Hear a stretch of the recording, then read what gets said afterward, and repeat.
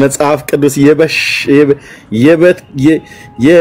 የረከሰ መጽሐፍ ነው ብሎ ባለበት እሱ ተቀድሶ አልተገኘም ረክሶ ተገኘ እና በአጠቃላይ ሴት ልጅ ያለው ማለት ነው አይምሩም ማለት ነው ሴት የሆነ ብቻ በመቋሚያም ትሂድ በዊልቸር ላይ ትገፋ ሴት ካገኙ አይተው ማለት ነው ምንድነው ያላቸው የቲክቶክ ጥምባንሳ ያላቸው በስመ አብ ወወልድ ወመንፈስ ቅዱስ እናንተ እናት ሚስት እህት የሴት ልጅ ያለው ከነዚህ ከቲክቶክ ጥምባንሳዎች ራሱን ያርቅ ይበሉሃል ማለት ነው ጥምባንሳ ማለት ስካቬንጀር የሚባለው ጆፊያ ሞራ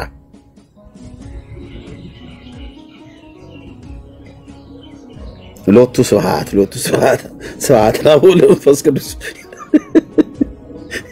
አሁን ይሄንን አንድ ጳጳስ ቢያገኝ ይሄን ጽሁፍ እንደው ካደረገው ዘንዳ ልጄ እንደው ቀስ ብሎ በጥበብ ያደርገውም ነበር ነው የሚሉት አራጥሩት ይሄን ባለጌማ መቆጣት አለብን ብለው አይሉትም እንደው ልጄ ካደረገው አልቀረ ቀስ ብለ እንደው በጥበብ ነገሩን አታደርገውም ነበር ሰውየው ምንና አለ እንደተባለው ማለት ነው ውሃ ማነው ወተት ይዞ ከገጠር ወደ ከተማ ያስገባል እና ለየካፌ ቤቱ ምናም ነገር ያከፋፍላል እዛ እየሸቀበ ደግሞ በላው ላይ ይሸጣል ከ20 ሊትር ወተት ውስጥ 5 ሊትር ይገለብጥና ንጹህ ወተት ካስቀረ በኋላ 5 ሊትር ውሃ ይጨምርበታል ውሃውን ሲቀዳ ደግሞ ከኩሬ ነው የሚቀዳው ከየምንጩ ከየኩሬው ከየቦታው ከረጋበት ቦታና በጆግ እየቀዳ ሲጨምር ጀሪካ ውስጥ ወተት ውስጥ 5ቱን ከ20 ሊትር ውስጥ 5ቱን ሊትር ንጹህ ወተት ቀነሰና በዛ በ5ቱ ፈንታ 5 ውሃ ሲጨምርበት በጆግ እየቀዳ ሲጨምር በጆግ ውስጥ ጨልፎ ትንሽ የእንቆራሪት አብራ ገባች አላየም እሱ ከውሃው ጋር አብራ ገባች እና ሄዶ መጨረሻ ላይ እዛ ሲገለብጥ ተቀባዩ ቤት ሲገለብጥ እንቆራሪቷ ብቃለች እና አምደው ብሎ ሲል ያው እንግዲህ ያው እንደሚታወቀው ያረኩ ነው ታዲያ ያያህ ጨምርም ነበር ብሎ አለው ይባላል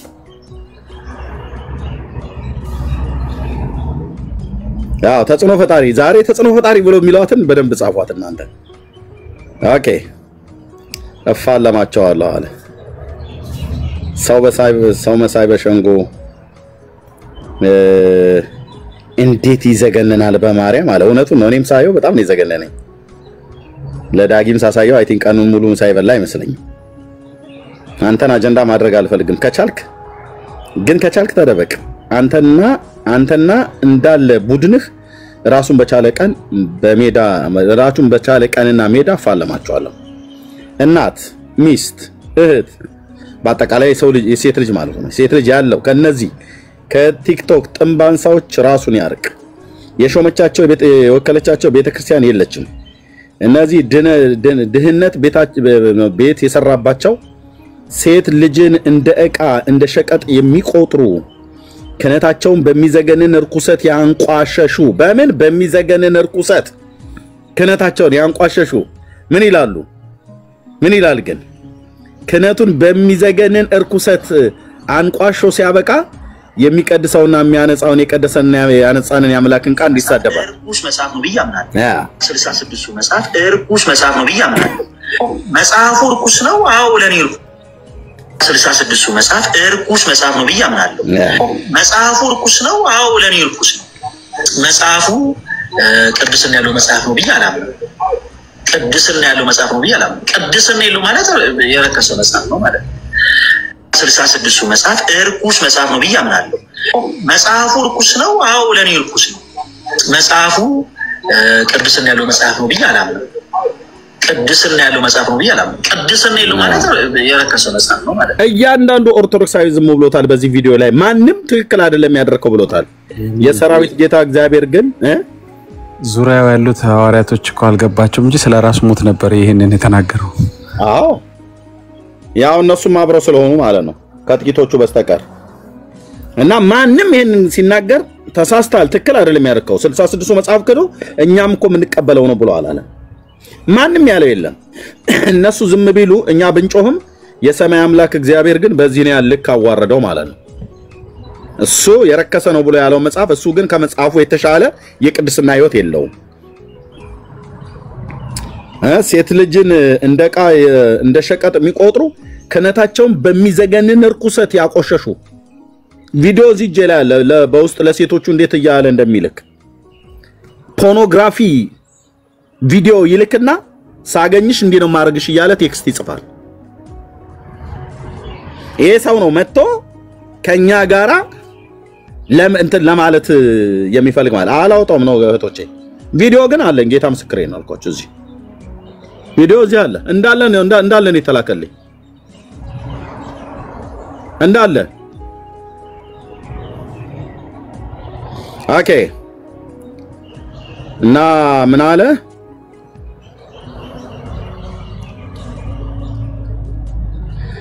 የወከለቻቸው ቤተክርስቲያን የለችም።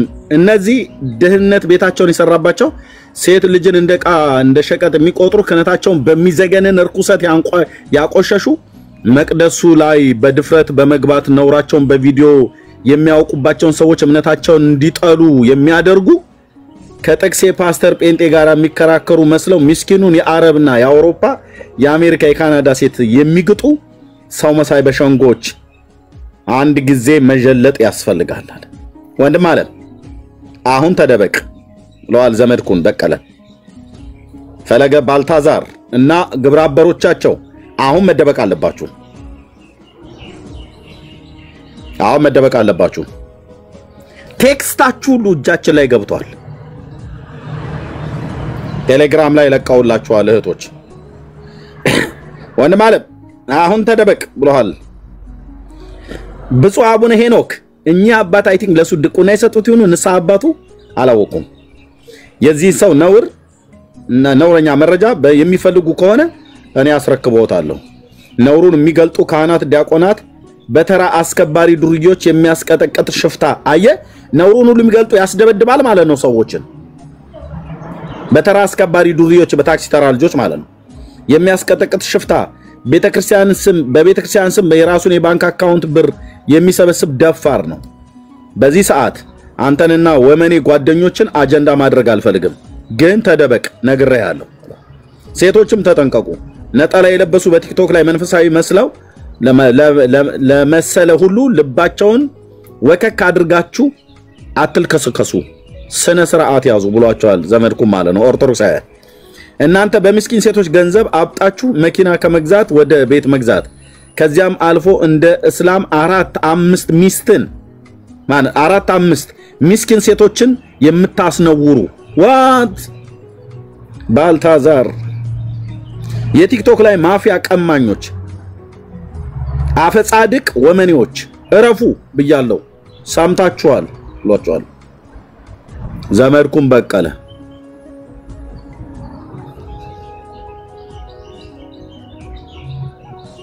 ከትናንት ወዲያ ነው እኔ ቪዲዮን የላኩልኝ ሰዎች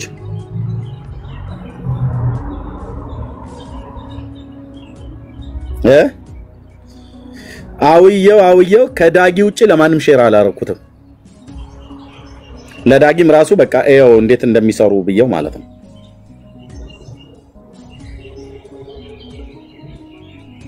ተጽዕኖ ፈጣሪ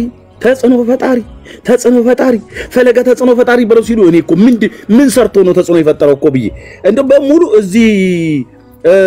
እዚህ ቲክታክ ላይ ያለኑ በሙሉ ረፍርፎ በዲቤት የጣለን አይመስልም። አንዳችን ጋር እኮ ቀርቦ ግማሽ ደቂቃ እንኳን ዲቤት አድርጎ አያውቅም። 4 ጊዜ ቤቱ ገብቼ ለምኜዋለሁ።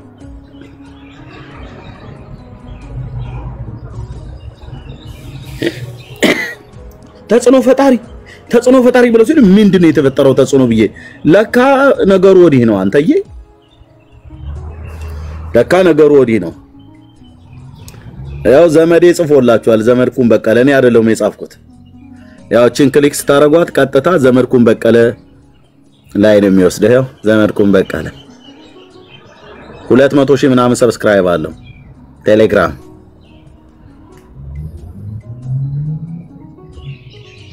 የእግዚአብሔርን ቃል አዋርደህ ተሳድበህ አበሻቅጠህ ነበር። ጥጋብ አፍንጫ ላይ የወጣብህ አንድ የእግዚአብሔር ቃል ዕውቀት ሳይኖርህ ካንተ እንዴ እና አክሊለ በስንት ጣማቸው በእውነት በስንት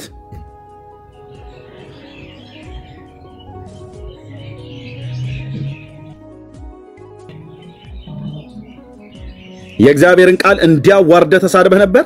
አምላኬ እንዲያዋርደህ ማለት ነው። 66ቱ መጽሐፍ እርኩስ መጽሐፍ ነው ብዬ አምናለሁ። መጽሐፉ እርኩስ ነው። አዎ ለኔ እርኩስ ነው። መጽሐፉ ቅድስና ያለው መጽሐፍ ነው ብዬ አላምንም። ቅድስና ያለው መጽሐፍ ነው ብዬ አላምንም። ቅድስና ያለው ማለት የረከሰ መጽሐፍ ነው ማለት ነው። 66ቱ መጽሐፍ እርኩስ መጽሐፍ ነው ብዬ አምናለሁ። መጽሐፉ እርኩስ ነው። አዎ ለኔ እርኩስ ነው። መጽሐፉ ቅድስና ያለው መጽሐፍ ነው ብዬ አላምንም። ቅድስና ያለው መጽሐፍ ነው ብዬ አላምንም። ቅድስና ያለው ማለት የረከሰ መጽሐፍ ነው ማለት ነው። እሺ መጽሐፉን የረከሰ ቅድስና የጎደለው መጽሐፍ ነው አለ። 66ቱ መጽሐፍ ከየት እስከ የት አትለኝም? ከዘፍጥረት እስከ ራእይ ድረስ ያለውን እኮ ነው። ማቴዎስ በል፣ ማርቆስ፣ ዮሐንስ በል፣ ሉቃስ፣ ሐዋርያት ሥራ፣ የቅዱስ ጳውሎስ መልእክት፣ የቅዱስ ዮሐንስ መልእክት በሙሉ የነ ጴጥሮስ በሙሉ የያዕቆብ፣ የይሁዳ ራእዩ፣ የነ ኢሳይያስ ትንቢት፣ የነ መዝሙረ ዳዊት፣ የሙሴ ሕግ መጽሐፍት በሙሉ ምን አለ? የረከሰ መጽሐፍ ነው፣ ቅድስና የጎደለው መጽሐፍ ነው አለ። አንተ ቅድስና አለ ሆይ? ፈለገ ባልታዛር አንተ ቅድስና አለ እንዴ? ይሄ የራስህ መምህራን ናቸው ያወጡብህ። ከአንዷ ሴት ጋር ሳይሆን ከአምስት ሴት ጋር ቅድስና አለ ሆይ? አንተ በእግዚአብሔር ቃል ላይ ምላስህን ያውለበለብክ የደፈርክ ደፋር ባለጌ የነበርክ ሰው እግዚአብሔር አምላክ እንደዚህ ያዋረደ ማለት ነው። የመጽሐፉ ባለቤት መንፈስ ቅዱስ እንደዚህ ያዋረደ ማለት ነው። አደባባይ ላይ እንደዚህ ያዋረደህ ማንም ኦርቶዶክሳዊ 66ቱ መጽሐፍ ቅዱስ የረከሰ ነው እንኳን ብሎ አያውቅም። ለምን? እነሱም ጭምር ስለሚቀበሉት። በ66 ውስጥ 15 እኮ ተጨምሮ ነው 80 አዋህዶ የተባለው። ይሄን ግን ወጣጤ ማንም ሰው ትክክል አይደለም የተናገርከው ብሎ አላለው።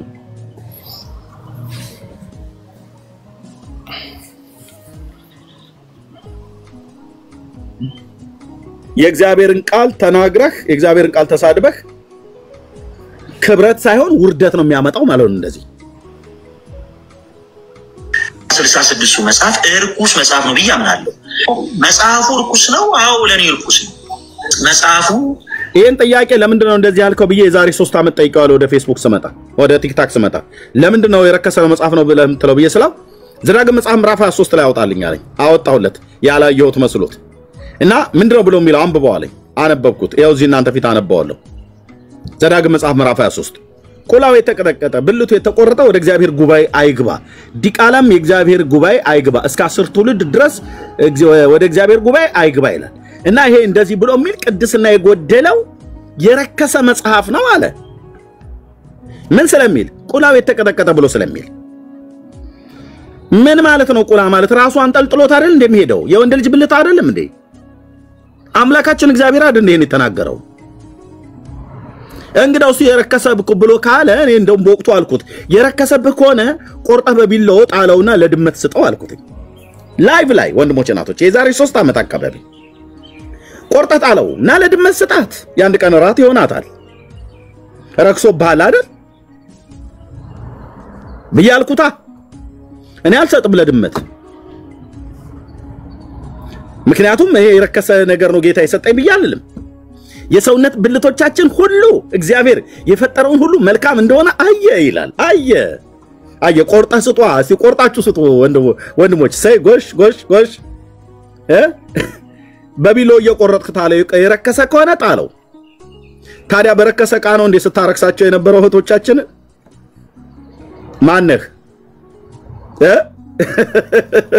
በረከሰ ዕቃ ነበር እህቶቻችንን እየቀደስካቸው ነው ወይስ እያረከስካቸው ነው? እዚህ መጽሐፍ ላይ ስለተጻፈ የረከሰ ነው ብለሃል። አንተው ባንጠለጠልከው በጭነ ስር ባለ ሴቱን እያረከስክ ነበር ወይ እየቀደስከው ነበር?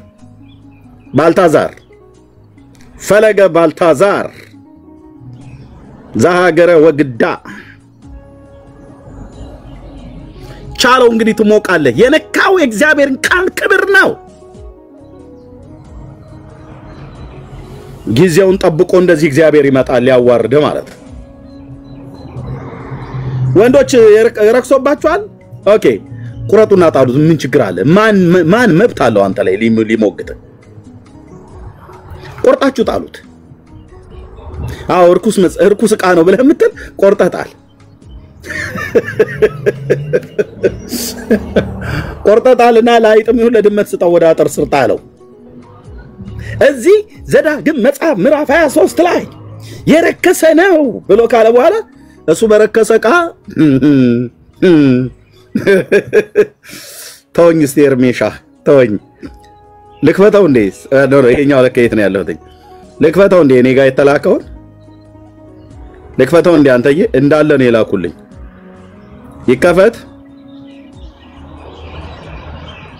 ይከፈት ሆይ እቺን ቪዲዮ ነካል አርጋት በተለይችን እዚህ ጋር ያለችውን ቪዲዮ ነካል አርጋት ለሚዲያ ክብር አይመጥንም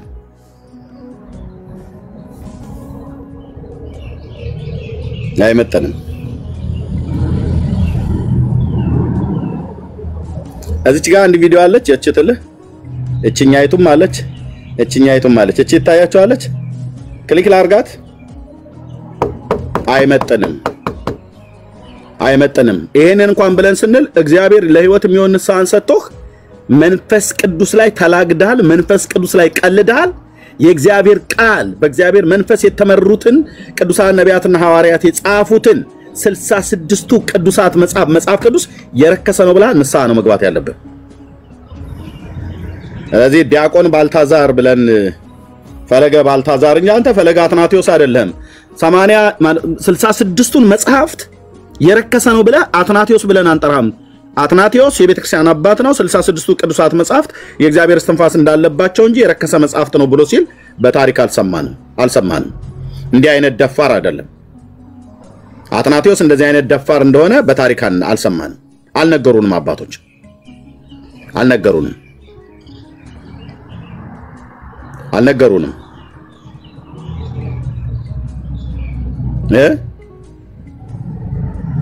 አልነገሩንም አባቶች እንደዛ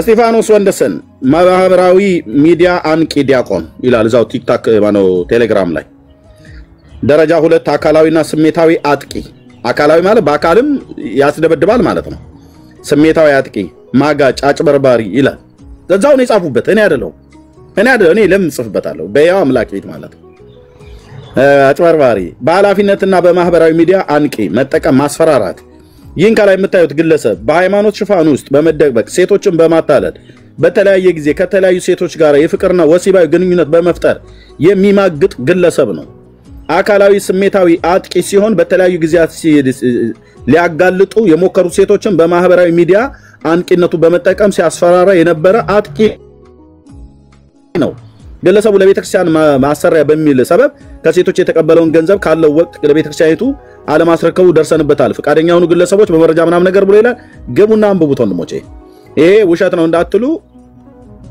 ያው ዘመድኩን በቀለ ጻፈበት ማለት ነው ምን ብሎ እናት ሚስት እህት ሴት ልጅ ያለው ከነዚህ ከቲክቶክ ጥንባንሳዎች ራሱን ያርቅ ብሎ ማለት ነው ከነዚህ ብሎ ያለው ከሱ ጋር ያሉ ግብረ አበሮቹ ሁሉ ጭምር ነው ብሎ ያለው የሚያቀው ነገር ስላለ ነው እኔ አሁን እንደዚህ ብያለሁ በመካከላቸው በእውነት ጨዋ የሆኑ ሰዎች እንዳሉ አውቃለሁ በእውነት ለመናገር ማለት ነው እንደው ዝም ብዬ አይቼ እንደዚህ አይነት ባለጌዎች እንዳይደሉ የምመሰክርላቸው ልጆች አሉ በእውነት እንዲህ አይነት ውስልትና ውስጥ አሁን አኬ ይገባል ብዬ እኔ አልገምትም በእውነት ሌሎቹ ላይ ግን አዲስ ተመላሾች ሆኑት ከዚህ ዴማስ ሁሉ የሄዱት ሁሉ ከዚሁ ጠበል ጸዲቅ ቀማሽ ሁሉ ነበሩ የሚል ነገር ከዛሬ 2 ነው 3 ሳምንት በፊት ሲወራ ሰምቼ ነበር ይሄኛው ከመውጣቱ በፊት ማለት ነው በተለይ ይሄን ሰው የምታውቁት ንስሐ ገባ በሉት መጽሐፍ ቅዱስን የተሳደበው መንፈስ ቅዱስን የተሳደበው ከመንፈስ ቅዱስ አፍ የወጣውን የእግዚአብሔርን ቃል ነው ቆሻሻ ቅድስና የጎደለው የረከሰ መጽሐፍ ነው ብሎ ያለው እሱ ግን የተቀደሰ ህይወት እንኳን የለውም የረከሰ ህይወት ነው ያለው እንዲህ አይነት ደፋር ጋጠ ወጥ የሆነ ሰውዬ ሊነገረው ይገባል። ንስሐ ነው መግባት ያለበት። ንስሐ ነው መግባት ያለበት። ያው ዘመድኩን በቀለ ነው የጻፈው።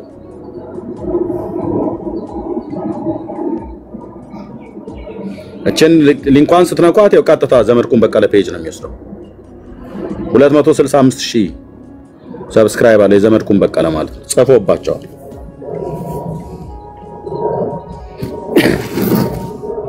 ለምን እዚህን ሰው የምታነሳው ብለህ ካልከኝ ጌታን መንፈስ ቅዱስን ተሳድቧል።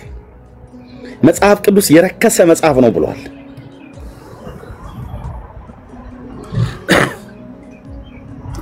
ንስሐ ግባ በሉት። ንስሐ ግባ በሉት። እሺ እንዴ አንተ እኔ በዚህ ነው ያልክ ከብዙ ኦርቶዶክሳውያን ጋር ተነጋግረን እናውቃለን። በዚህ ነው ያልክ ግን መጽሐፍ ቅዱስን እንደዚህ አበሻቅጦ ሲሳደብ ማንንም አልሰማሁም። መጽሐፍ ቅዱስን 66ቱ መጽሐፍ ብሎ 66ቱ መጽሐፍ ቅዱስ ብሎ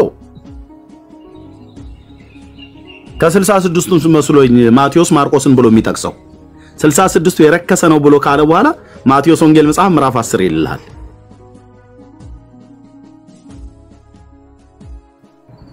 አይባልም። ኦርቶዶክስ ምን ልታናድድ ትችላለች? የተቀበለችው መጽሐፍ ቅዱስ እኔ አሁን እነኛ የቀኖና መጽሐፍት የተባሉትን 15ቱ እነሱን እቃወማለሁ። ብቃወም እንኳን የዚህን ያህል እንደዚህ አልናገርም። የእግዚአብሔር እስትንፋስ ያለባቸው መጽሐፍት አይደሉም፣ እርስ በርስ ይጋጫሉ፣ አልቀበላቸውም ብዬ እላለሁ እንጂ እንደዚህ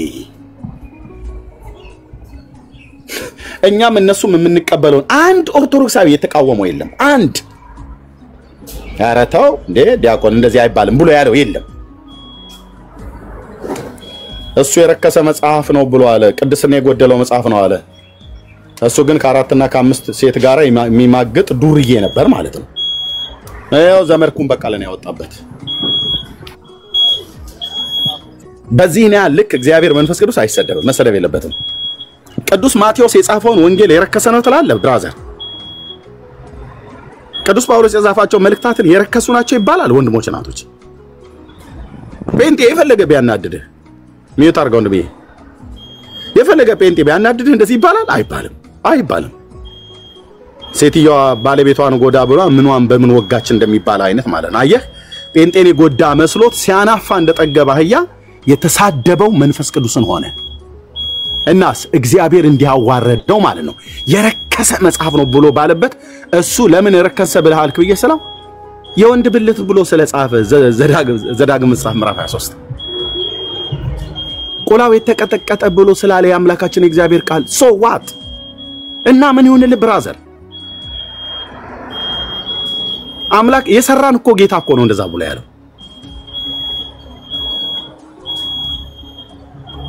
የሰራን ጌታ ነው እንደዛ ብሎ የጻፈው። የረከሰ ብሎ ያለው ሰውዬ እሱ የተቀደሰ ህይወት የለው። መንፈስ ቅዱስን ሰድበህ ነበር። አምላኬ እንደዚህ አደባባይ ላይ ሲያዋርድህ አየው ማለት ነው። ጻድቅ ነው እግዚአብሔር።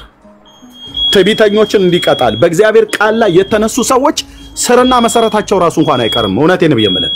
የሰራዊት ጌታ እግዚአብሔር ካራራልህ በስተቀር ነቅሎ ነው የሚጥልህ። ባለ ታሪክ ነው ጌታ። ማንንም አይፈራም።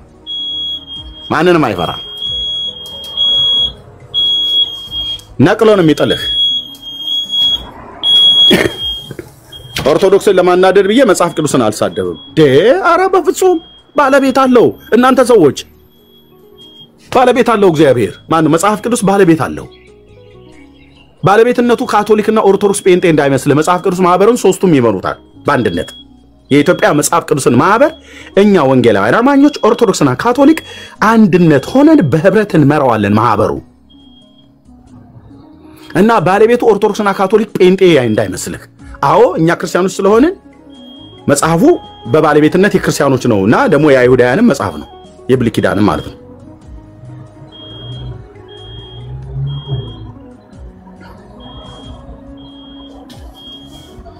ባለቤት አለው። ይፋረዳል ባለቤቱ። የረከሰ መጽሐፍ ነው ብለህ ባልክበት እርኩሰትህን አደባባይ እንደዚህ ያሰጣልሃል።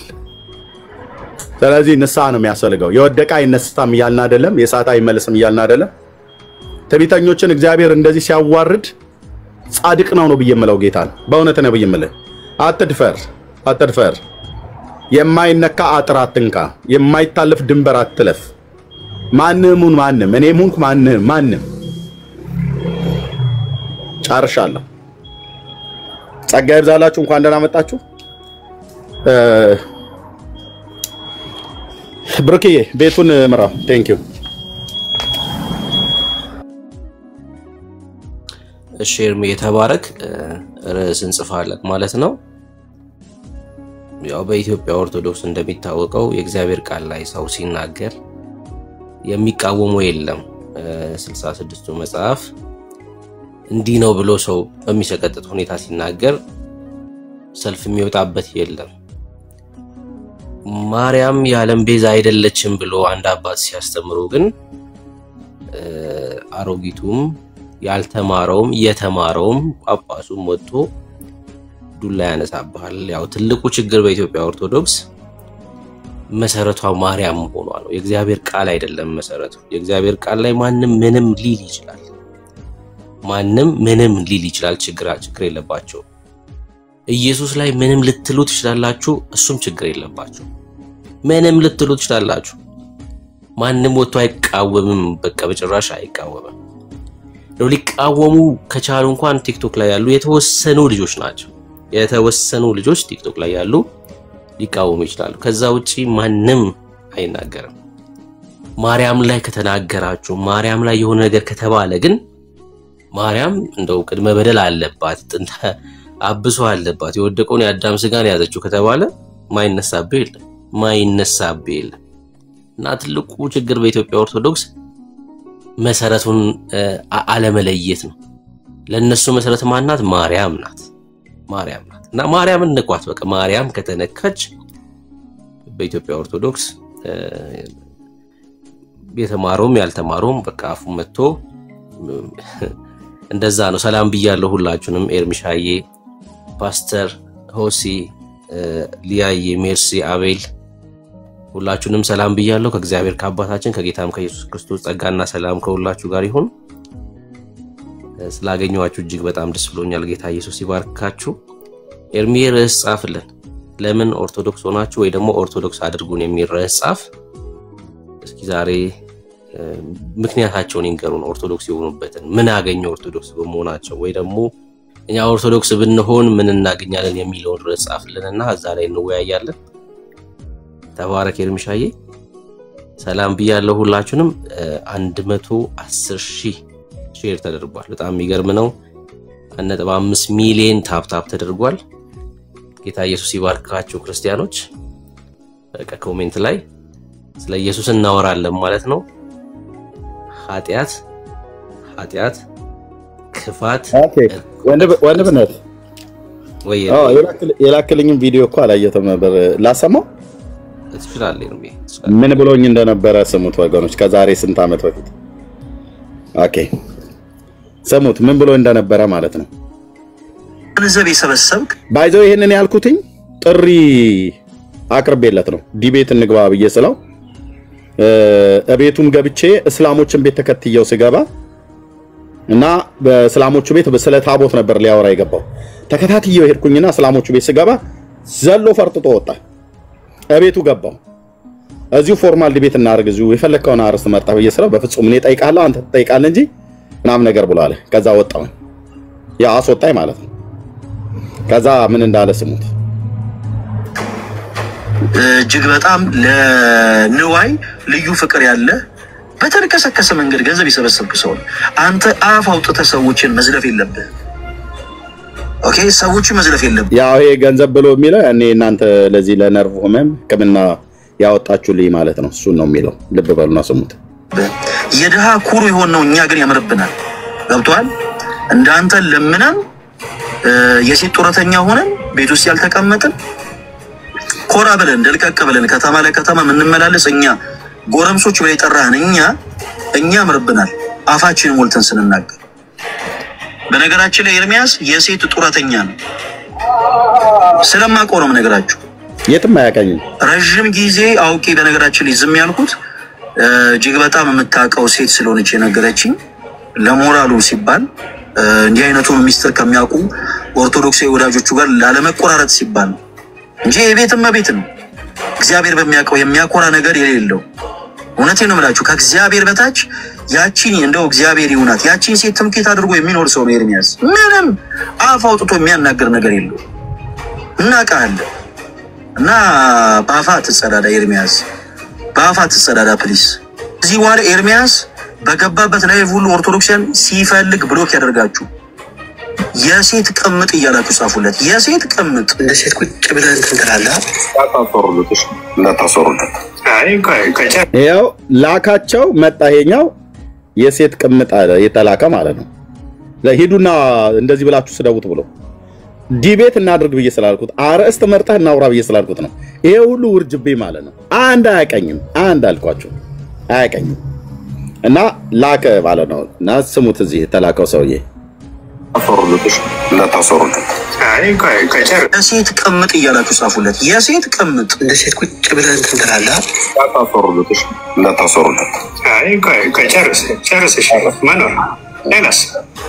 ጾታን አስቀይረሃል። አሁን ዝም ብለህ ቁጭ ብለህ ቤትንም ወንጌል ምንድን ነው ያለው? እሱ ነው ራሱ እዛ ያወራው። ጾታውን አስቀይሯል ብሎ ማለት ነው። ቢኒያም ሽታዬ ቤትም ቁጭ ብለው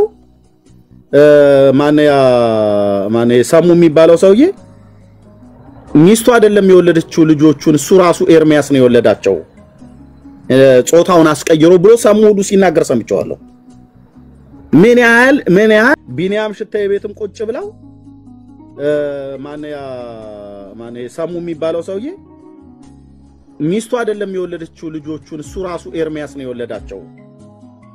ጾታውን አስቀይሮ ብሎ ሰሙ ሁሉ ሲናገር ሰምቼዋለሁ። ምን ያህል እንደው አንደበታቸው ብቻ ሳይሆን ህይወታቸው የረከሱ ሰዎች መሆናቸው ማለት ነው። ልብ በሉና ስሙ። ኦኬ ችግር የለውም ግድ የለም እንዴ አውሬው እኮ ነው የተመታው። እንዴት እንደዚህ አይንጫጩ ብራዘር። ኦኬ እሺ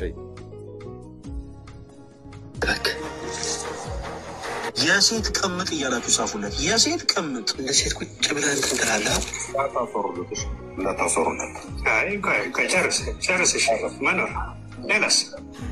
ጾታን አስቀይረሃል። አሁን ዝም ብለህ ቁጭ ብለህ ቤትንም ወንጌል ስበክ። የኦርቶዶክስ መልካም ወጣት መልካም ወጣቶቻችን ሄዶ ወንጌል ሰብክ የመጣው ይላል። ዛሬ ፊቴን አላሳየኋችሁም። ምናልባት ትንሽ ደከምከም ብሎኛል፣ ልተኛ ነው። ጾታ አስቀይር ወይዘሮ እታለምዬ የፈለከውን ስም ቀጣጠል። የተጠየቀው እንደ እግዚአብሔር ቃል ተሞግት ከሆነ ናና ሞግት። ይሄንን ያልኩት ካልሆነ ከዚህ ቤት እንዳልን መምህር ገብረ ኪዳን አባ ገብረ ኪዳን የተባሉት በኦርቶዶክስ 1-2 መጠጣት ይቻላል ብለዋል። እኔ ደግሞ እኛ ደግሞ እዚህ 1-2 ደቂቃ ስድብ የተሞላ ኦርቶዶክሳዊ ካለ ከቤተሰቡ የተማረው ከሃይማኖቱ የተማረው ካደገበት ማህበረሰብ የተማረው ስድብ የትኛውንም ስድብ ብትፈልግ አሮጊት እናት አለች፣ ብትፈልግ እግዚአብሔር ባርኮ የሰጠኝ የተሚስት አለች፣ ብትፈልግ ልጆች አሉ፣ ብትፈልግ ጾታ ቀያሪ ብቻ ይኸውልህ ጂኒ ከሲኦልም ይሁን የሚያቀብልን የሚያሾካሹኩን አምጥተህ በሙሉ ድፋው እኔ ላይ ማለት ነው። መድኃኔዓለም ኢየሱስ ክርስቶስ ስሙ ይባረክ። ጸጋ የሚባል ደርቦልኛል። ግን ይሄንን ተረት መድኃኔዓለም ክርስቶስ ይፋረደኛል እኮ ከትክቼ በወንጌል በትር በቃሉ መዶሻ አመድህን አስቆልልሃለሁ ማለት ነው። የሚወቃ ነገር ካለ ስንዴውን ወቅተን ገለባ አውድማው ይሄ ነው እንግዲህ የተሰበሰበው የዓለም መድረክ ማለት ነው። እና በደንብ አድርገን እንወቃውና ስንዴ ካለ ስንዴውን እንወስደዋለን ከገድላቱ ከድርሳናቱ ከሊቃውንቱ ከአዛውንቱ ብለህ ካልከው ማለት ነው። ስንዴስ ከሌለ እብቅህና ገለባህን አሳቅፌ በአንሶላ ታቅፈ ማታ ገብተህ ወይ ትተኛበታለህ ወይ እሱን ደግሞ ለእንጀራ መጋገሪያ ታደርገዋለህ ማለት ነው። ካልሆነስ የኢየሱስ ክርስቶስ የወንጌል እውነት ነፃ ያወጣል እንጂ ወይዘሮ ኤርሚያስ ብለህ ብትል ወይ እንዴት እንደዚህ ይሉኛል እኔ ወንድ ሆኜ ሳለሁ ነውር አይደለም እንዴ ግን አንተሳሰብም ብዬ አልቅሼ ወንጌል መስበክ ምጣው ይመስላል። ቀልደኛ ትውልድ አልኩ እኮ ቀልደኛው ትውልድ ነን። በምን ዓላማ እንደመጣሁ አውቃለሁ። በልብ ቅንነት ህዝቤን እወዳለሁ። እግዚአብሔርን በሰጠኝ ጸጋና በሰጠኝ ዘመን አገለግላለሁ። ኦኬ። የሴት ቅምጥ ብላችሁ በሉት ብሎ መልእክተኛ አልኮ መቼም ቪዲዮ የያዘው ሞኝና ወረቀት የያዘውን አይለቅም ተብሎ እንደሚባል እቺ ቪዲዮ ገንዘብ የሰበሰብክ እጅግ በጣም ምናልባት ትንሽ ደቀምቀም ብሎኛል። ተኛም ቅምጥ እያላችሁ ጻፉለት። የሴት ቅምጥ በአፋ ተሰዳዳ ፕሊስ። እዚህ በኋላ ኤርሚያስ በገባበት ላይ ሁሉ ኦርቶዶክሲያን ሲፈልግ ብሎክ ያደርጋችሁ። የሴት ቅምጥ እያላችሁ ጻፉለት። የሴት ቅምጥ እንደ ሴት ቁጭ ብለህ እንትን ትላለህ። ይኸው ልኳቸው ማለት ነው። ጨርስ መኖር ሌላስ ጾታን አስቀይረሃል። አሁን ዝም ብለህ ቁጭ ብለህ አቤትን ወንጌል ስበክ። ጾታውን አስቀይሯል፣ የሴት ቅምጥ ነው ብሎ ሂዱና ስደቡታል። ይህንን ሁሉ የመጣው ለምንድን ነው? እስላም ቤት ተከታትየው ሄድኩኝ፣ ዲቤት ላረገው ማለት ነው። እራሱ ቤት ገባሁኝ፣ እንወያይ ነው ያልኩት። ከዛ የስድብ ማዕት ማለት ነው። አሁን የሴት ቅምጡን ለማወቅ የምትፈልጉ ሰዎች ዘመድኩን በቀለ የቴሌግራም ግሩፕ ላይ ግቡና እዩት። ፈለገ ባልታዛር ዲያቆኑ የማን ቅምጥ እንደሆነ ከ4 እና ከ5 ሴቶች ጋር ያው በዛሬው ርዕስ አንቀጼ ላይ መጠቆም አድርጌ ስሙን ሳልጠቅስ ያለፍኩት ይህ ሰው መሳይ በሸንጎ እንዴት ይዘገነናል በማርያም አለላ አይቶት ቪዲዮን እጄ ላይ ያለ ቪዲዮ አንተን አጀንዳ ማድረግ አልፈልግም፣ ግን ከቻልክ ተደበቃለሁ። አንተና እንዳለ ቡድንን ራሱን በቻለ ቀን በሜዳ ፋለማቸዋለሁ። እናት፣ ሚስት፣ እህት፣ ሴት ልጅ ያለው ከነዚህ ከቲክቶክ ጥንባንሳዎች ራሱን ያርቃል። ዘመድኩን በቀል የወከለቻቸው ቤተክርስቲያን የለችም። እነዚህ ድህነት ቤታቸውን ቤት የሰራባቸው የሴትን ልጅ እንደ ዕቃ እንደ ሸቀጥ የሚቆጥሩ ክህነታቸውን በሚዘገንን ርኩሰት ያቆሸሹ ይላል። ፖርኖግራፊ ቪዲዮ እየላከ ሳገኝሽ እንዲያረግሻለሁ እያለ የሚጻጻፍ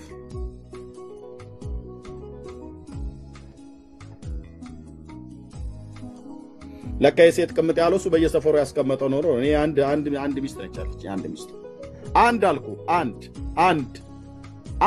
አንድዬ የሰጠኝ አንድ እግዚአብሔር ጻድቅ ነው። ዘመድኩን በቀለ አሰጣለት አውጥ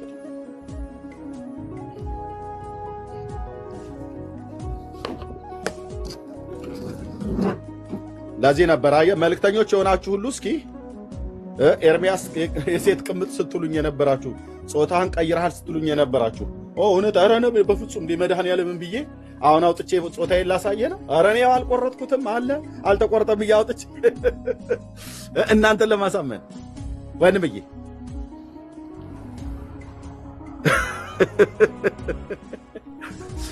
አሳይ እኮ የሚል እኮ ተንኮለኛ አይጠፋም። አሳይ ኤርሚ ላይ ብላ አሳየው እንጂ እንዲህማ እናምንም ማለት ልታሳይ ይገባል ብሎ እኮ የሚል አይጠፋም።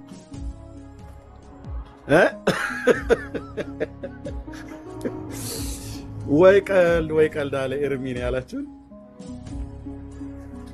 ስለዚህ የሴት ቅምጥ ብሎ ያለው ሰውዬ ፈለገ ባልታዛር ብላችሁ እንዳትሉት፣ በእውነት እንዳትሉት። እኔ ብቻ ብየዋለሁ። እና በመጀመሪያ የተሳደበው እግዚአብሔርን ነው። እግዚአብሔርን ተሳድቦ ሰው አይከብርም። መንፈስ ቅዱስን ተሳድበ አትከብርም። መጽሐፍ ቅዱስ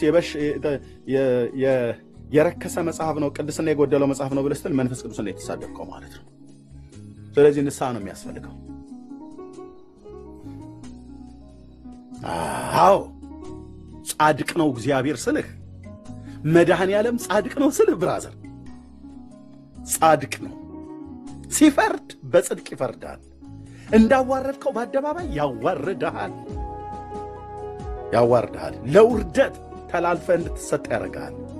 እግዚአብሔር ጻድቅ ነው፣ በጽድቅ ይፈርዳል። የኤርምያስን ንግግር አይደለም የረከሰ ብለህ ያለው አይደለም። ኤፌሶን አሁን እናንተ አፋችሁን መያዝ አለባችሁ። አንቺም ልትሆኝ ትችያለሽ። እኔ በውስጥ የተጻጻፍሽው ባለፈውም ነግሬሻለሁ። እንጠጥ አድርጎሽ እኔ ቤት መተሽ አኬ ምናምን ነገር ስትይ ኖ ተረጋጊ ትዬ ብዬ ማለት ነው። ተረጋጊ እኔ ወይ በየደጀ ሰላሙ ቀምሰሽ ሊሆን ይችላል ብዬ በግልጥ ነግሬሻለሁ። ዝም ብሎ ያወራው እንዳይመስላችሁ። ታረጋጉ። እኔ ሰው በኃጢአት አይወድቅም አላልኩም። የወደቁ ይነሳሉ፣ የሳቱ ይመለሳሉ። ግን መጽሐፍ ቅዱስን በዚህ ነው ልክ ሰው ጴንጤነትን ብትጠላ መጽሐፍ ቅዱስ 66ቱ እስትንፋሰ እግዚአብሔር ያለበትን የረከሰ መጽሐፍ ነው ብሎ ይሄ ያናፋ የጠገበ ጎረምሳ ማንም ኦርቶዶክሳዊ ተው እንኳን ያለው የለም። ቤተክርስቲያኒቱ እንኳን እንደዚህ አላለችም። እኔ ብዙ ኦርቶዶክሳውያን አይቻለሁ መጽሐፍ ቅዱስን በዚህ ነው ልክ ሲሳደቡ አላውቅም። በአንዳንድ ጥቅሶች ላይ ባተረጓጎም ላንስማማ እንችላለን። ግን መጽሐፍ ቅዱስን እንደዚህ ባለቤት አለው። አንተዬ ባለቤት አለው። ጳውሎስን ያጻፈ መንፈስ ቅዱስ ዛሬም አለ። ዮሐንስን ያጻፈ መንፈስ ቅዱስ ዛሬም አለ። ነቢያትን ትንቢት ያናገረ ሐዋርያቱን የወንጌል ስብከት እንዲሰብኩ መጽሐፉን ያጻፈ የመጽሐፉ ባለቤት ጌታ መንፈስ ቅዱስ የሥላሴ ሦስተኛው አካል አታውቁትም? በርግጥ ብታውቀው ኖሮ አለኮ ነው ብዬ የምልህ አለ ብራዘር ስላለ እንደዚህ አየህ።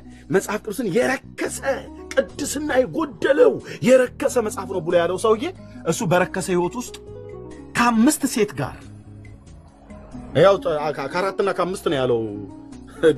ማን ነው ዘመርኩን ሲጽፍ ፖርኖግራፊ ፊልም እየላከ ወንድና ሴት የሚገናኙበትን እርኩሰት በውስጥ እየላከ ሳገኝሽ እንደዚህኛው ላርግሽ እንደዚህኛው እንትን ልበልሽ እያለ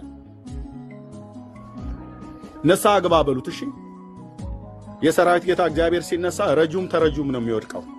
እውነቴን ነው የምልህ። ጴንጤውን፣ ኦርቶዶክስ፣ ካቶሊኩን ማንም እግዚአብሔር አይፈራህም። በጽድቅ ታገለግል ከሆነ ታገለግል፣ ሕይወትህ ይናገር። ዝም ብሎ ወጥቶ ማናፋት አይደለም። ካላገባህ አግባ፣ መድኃኔዓለም አንዷን ሴት እንዲሰጠኝ፣ ካላገባሽ አግቢ አንዱን ወንድ እንዲሰጥሽ፣ እንደኔ አንዷን ሴት እንዲሰጥህ ሐናን እንደሰጠኝ ማለት ነው። ለምነው ጌታ መድኃኔዓለም ቸር ነው ይሰጥሃል ሚስትን። ያኔ መናገር ትችላለህ። ያኔ እንኳን እንደው በትክክል በአግባብ ኖረህ የማይኖሩ እንኳን ካለ ማለት ነው።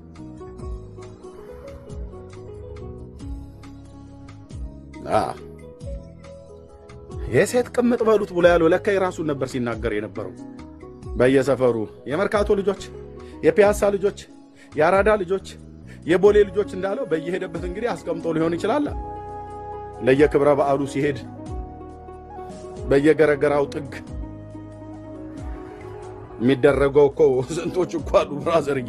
ሁሉም አይደሉም ጌታን የሚፈሩ በጣም ብዙ እናቶች፣ በጣም ብዙ ወንድሞች፣ አገልጋይ ካህናት በጣም ብዙ አሉ፣ ዲያቆናት ሁሉ። የዛኑ ያህል ደግሞ አለልህ አለሌ ማለት ነው።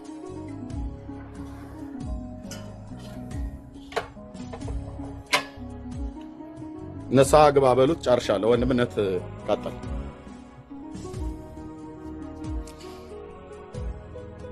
እሺ ነው አቤል እንኳን ደህና መጣህ። ሰላም ለዚህ ቤት ይሁን። እንኳን ደህና ቆያችሁ።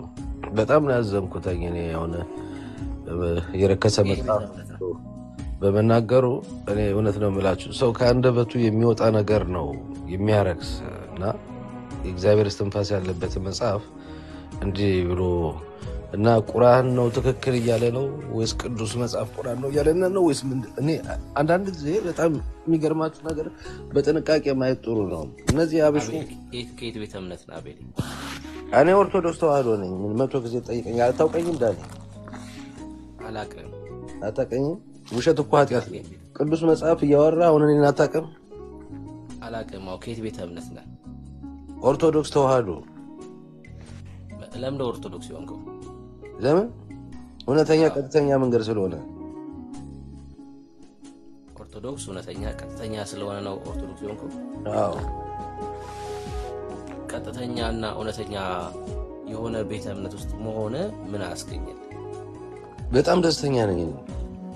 እግዚአብሔርን አመሰግናለሁ። ዝም ብለህ ትስቃለህ። ደስተኛ ነኝ ስትል በኑሮዬ ደስተኛ ነኝ። ክርስቲያን በመሆኔ ደስተኛ ነኝ። አይ ቀጥተኛዋና እውነተኛዋ ውስጥ መሆነ ለአንተ ምን አስገኛል? ምን አይነት ምንድነው ያገኘው? በላይፌ ላይ እውነትን፣ ህይወትን፣ መንገድን የሆነውን ኢየሱስ ክርስቶስን ይዤ በላይፌ ላይ ስለሄድኩ ደስተኛ ነኝ እኔ።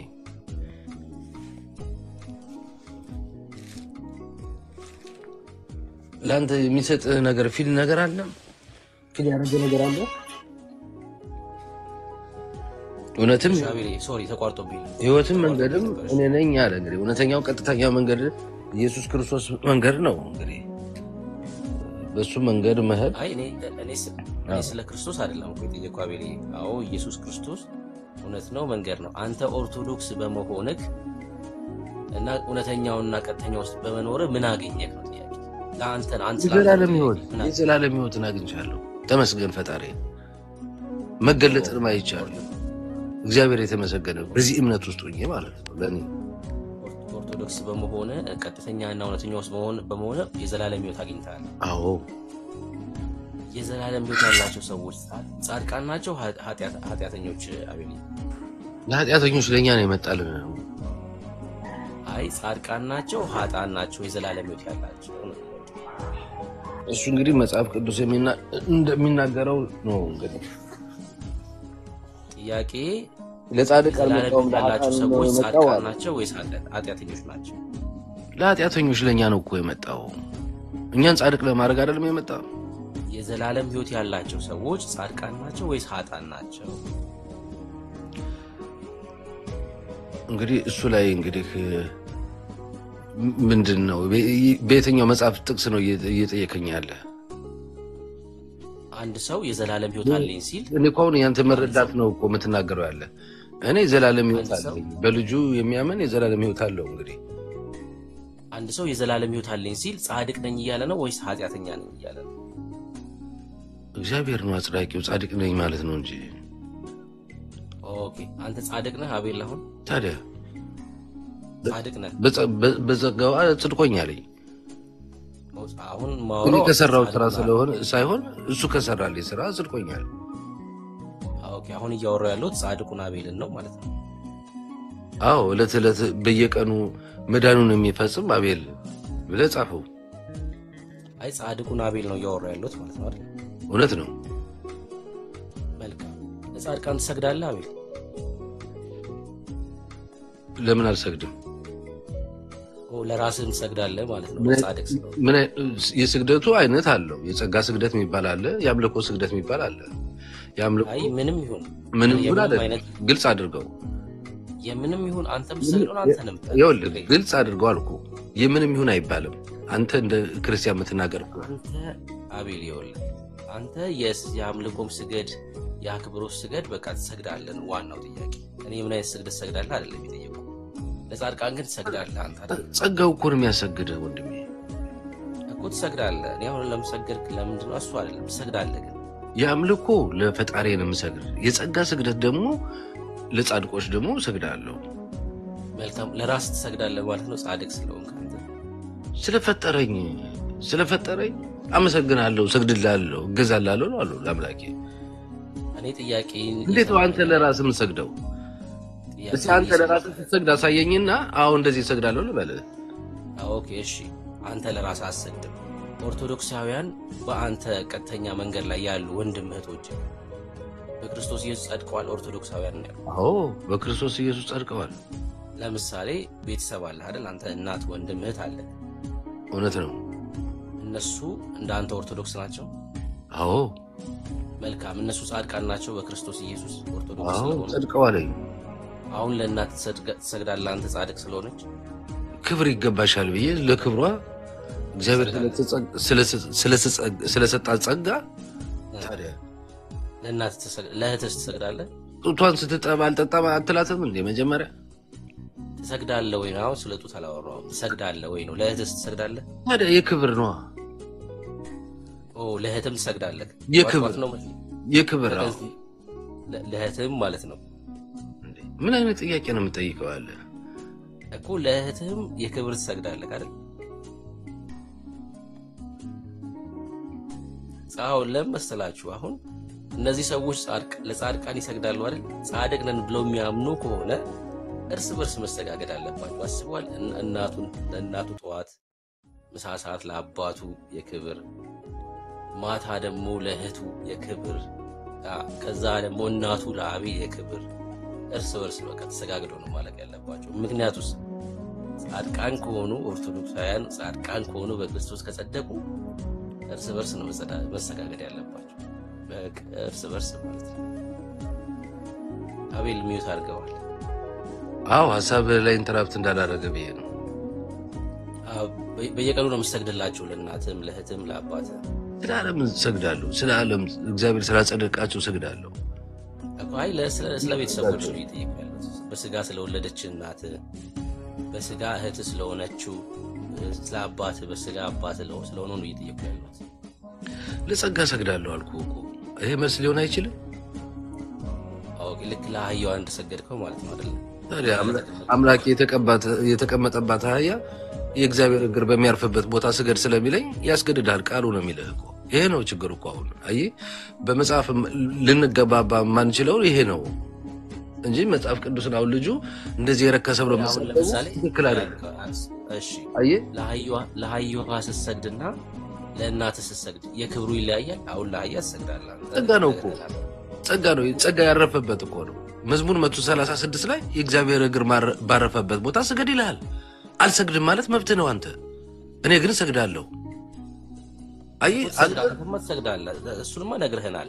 የኔ ጥያቄ ግን ለአህያዋ ስትሰግድና ለእናትህ ስትሰግድ የክብሩ ይለያያል ወይስ አይለያይም? አህያዋ ስትል እግዚአብሔር ያረፈባት አህያ እያልክ አውራ። አህያ ስትል ሁሉ የአብርሃም ልጅ አብርሃም አይደለም። የአብርሃም ልጆች ሁሉ የአብርሃም አይደሉም። አየህ ሁሉ አህያ ደግሞ አህያ አይደለም። ሁሉ አህያ አይደለም። አንተ የምትሰግደው ለየትኛው ነው? እግዚአብሔር የመረጣተኝ በሆሳዕና ምድር ላይ ማቴዎስ 21 ላይ ያለውን ቃል አንብበው። ለሷ አህያ ነው በጠላቆት ላይ ነው የሄደ። ለሷ አህያ ነው የምትሰግደው። ታዲያ የእግዚአብሔር ክብር ያረፈበት ለመስቀሉም ለአህያውም ጸጋው ያረፈበት ቦታ ላይ እንበረከካለሁ። ያቺ አህያ አሁን እናትህን በአካል ታገኛቸዋለህ ወይ? ሐሳብ ትስለዋለህ እኮ። ምን አልከኝ? በሐሳብህ አህያዋን ስለ ነው የምትሰግደው። ታዲያ በሐሳብ እግዚአብሔር አሁን ሆሳዕና ቀን ማሰበው እሱን ነው። በዛች ውርንጫ አህያ ላይ የታሰረችውን ፈታችሁ አምጡልኝ ብሏል አይደለም? ማን እንዳሰራ ታውቃለህ አንተ? አሁን ስዕሉ አለህ ወይስ በሐሳብ ነው የምትሰግደው? አንተ ኢየሱስ ክርስቶስን የት አግኝተህ ነው የምትሰግድለትኝ? እግዚአብሔርማ አምላክ ነው። አንተ ስለ ክርስቶስ እኮ አምላክ ስለሆነ የት አግኝተህ ነው የምትሰግድለት አልኩህ። መልስ ስጠይቅ ስጠይቅህ አንተ ደግሞ ስማ እኮ ልመልስልህ ነው። ድፍረታችሁ ስለ አህያ ስትጠየቅ ስለ ኢየሱስ ታወራለህ እኮ። መልስልኝ አልኩህ እኮ። ሳወራ አታውራ ዝም ብለህ እኮ የሚታረግ እኮ ሐሳብ ላይ እየመለስኩልህ ነው። ሰው ስለ አህያ ሲጠየቅ ስለ ኢየሱስ ያወራል። የት አግኝተህ ይላሉ። አሁን እነዚህ ሰዎች ጭንቅላታቸው ላይ ምንድን ነው ያለው? ኢየሱስ ክርስቶስ የዓለማት ፈጣሪ እርሱ አልፋና ኦሜጋ የሆነ አምላክ የት አግኝተው እንዴት ትላለህ? በእኔ ውስጥ ያለ አምላክ። አንተ አህያዋ በአንተ ውስጥ ነው እንዴ ያለች? ወዳጄ ኢየሱስ አምላክ በዚህ ምድር የመጣበት መንገድ በእኔ ውስጥ አለ። ኢየሱስ በሁሉ ስፍራ ያለ ንጉሥ ነው። እግዚአብሔር መንፈስ ነው። አሁን ስለ አህያ ስትጠየቅ ስለ እግዚአብሔር አታውራ፣ ስለ ኢየሱስ አታውራ። የት አግኝተው ነው አትበል። ይሄ አሁን ድፍረት፣ በጣም ድፍረት። ኦኬ ኢየሱስ መንፈስ ነው ለአንተ? ኢየሱስ መንፈስ ነው። ስለ ኢየሱስ እያወራን ስለ እግዚአብሔር ታወራለህ። ኢየሱስ እግዚአብሔር አይደለም እንዴ? ኢየሱስ ክርስቶስ አምላክ አይደለም ወይ? ኖ ስለ አምላክነት አይደለም የጠየቁ። ስለተወለደ መንፈስ መሆኑ ይቀራል ወይ? አሁን ይኸውልህ እግዚአብሔር መንፈስ ነው ይላል ዮሐንስ 4:24 ላይ። ኢየሱስ ክርስቶስ መንፈስ ነው? መልስ ስጠኝ። ኢየሱስ መንፈስ ነው ወይ?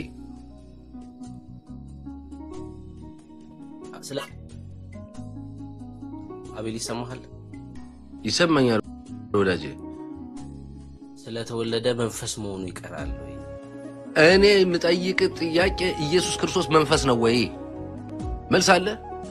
እየመለስኩልህ እኮ ነው። አሰማም እንዴ? አልመለስክም። ስለ ኢየሱስ ስትጠይቅ ስለ እግዚአብሔር ትለኛለህ። አምላክ ነው እያልኩ እኮ ነው። ስለ አምላክነቱ አልጠየቅኩም። ኢየሱስ ክርስቶስ መንፈስ ነው። አዎ መንፈስ ነው እንዴ? አዎ እያልኩ እኮ የት ላይ ነው የተጻፈው? ኢየሱስ መንፈስ ነው የሚል ማመን መረጃ ስጠኝ። ያንተን መጀመሪያ እምነትህን ንገረኝ። አይደለም ብለህ ነው ወይ መጣው? ኢየሱስ መንፈስ ነው የሚል መረጃ ስጠኝ አልኩ። መጀመሪያ አንተ እምነትህን ንገረኝ። ምን ብለህ ነው? አይ በአስተሳሰብ ልዩነት ሊኖረን ይችላል። አይ ለዚህ ነው አሁን ቅድም ወደ መልስ ካለክ እንቀጥላለን። ካልሆነ ግን ይኸው አይ አንተ ምን ብለህ ነው የምታምነው?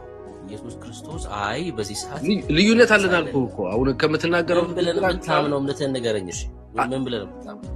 ባነሳው ርዕስ እንነጋገር መጀመሪያ አጥርተን እንሂድ። አይ በቃ መተ ጭቃ ውስጥ ገባ። ዝም ብለህ ነገር ውስጥ ገባ። መዝሙር 136 ላይ እግዚአብሔር ላረፈበት ቦታ ስገድ ይላል አይልም? ያረፈበት ቦታ በመረጃ ስጠኝ። ክርስቶስ ኢየሱስ እያወራ ነው ያለው። ስለማን ነው ታዲያ ማወራ ነው? ስለ ክርስቶስ እኮ ነው እያወራው ያለ። በቃ አንተ ለአህያ ስገድ ሂድ። እኮ እንግዲህ ይሄን ነው አያ ሰው ጋር ስገድ ለአህያ ስገድ። ለአህያ ማሰግዶ ኦርቶዶክሳውያን ገቡ። ለአህያ ማሰግዶ ኦርቶዶክሳውያን ገቡ። በድፍረት ስለ ጌታ ኢየሱስ ክርስቶስ ታወራለህ። አሁን እኮ ሰው ስለ አህያ እያወራ አንተ ኢየሱስን የት አግኝተህ ነው የምትሰግድለት ይለኛል። ኧረ እባክህ ስለ ማርያም ሲወራ ስለ ኢየሱስ ያወራል።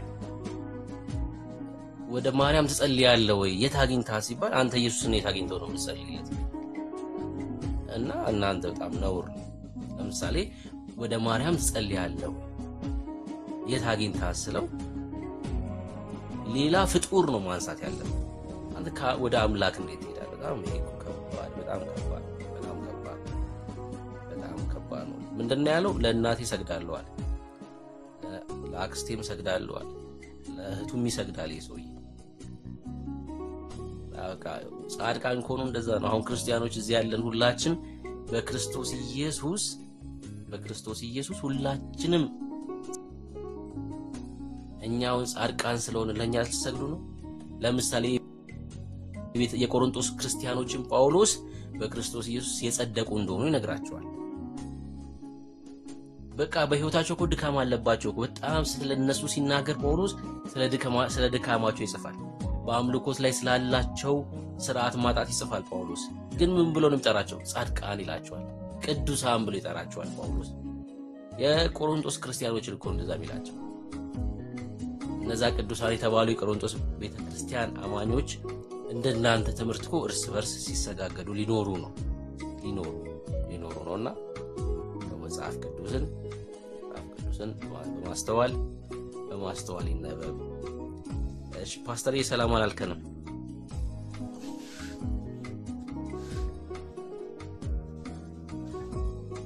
ሰላም እንዴት ናችሁ? ሰላም ነው። እንኳን ደህና መጣህ።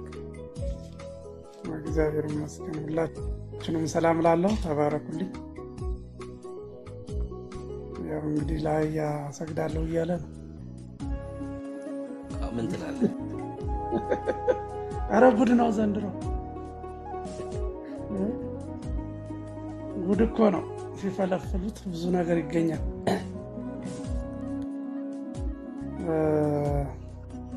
ከባድ ነው በጣም። እና እግዚአብሔር እንግዲህ አይኖቻቸውን እንዲያበራ እንጸልያለን። ተባረኩልኝ፣ በርቱ። አሜን። ተባረክ ፓስተር። ሁለቱ የመዳን መንገድ በኦርቶዶክስ የሚል ነው ርዕሳችን እና ኦርቶዶክሳውያን ግቡ። ኦርቶዶክስ በመሆናችሁ ምን አገኛችሁ? በጣም ይሄ ትልቅ ጥያቄ ነው። እኛ ኦርቶዶክስ ብንሆን ምን እናገኛለን? አሁን ለምሳሌ ወንጌል አማኝ ክርስቲያኖች ተሳስተዋል ብለው ያምናሉ እና ተሳስታችኋል ብላችሁ የምትጠሩን ወዴት ነው? ወደ ኦርቶዶክስ አይደለም? ኦርቶዶክስ ስንሆን ምን እናገኛለን? ምን እንድንሆን ነው ኦርቶዶክስ እንድንሆን የምትጠሩ? እስኪ እሱን ንገሩ።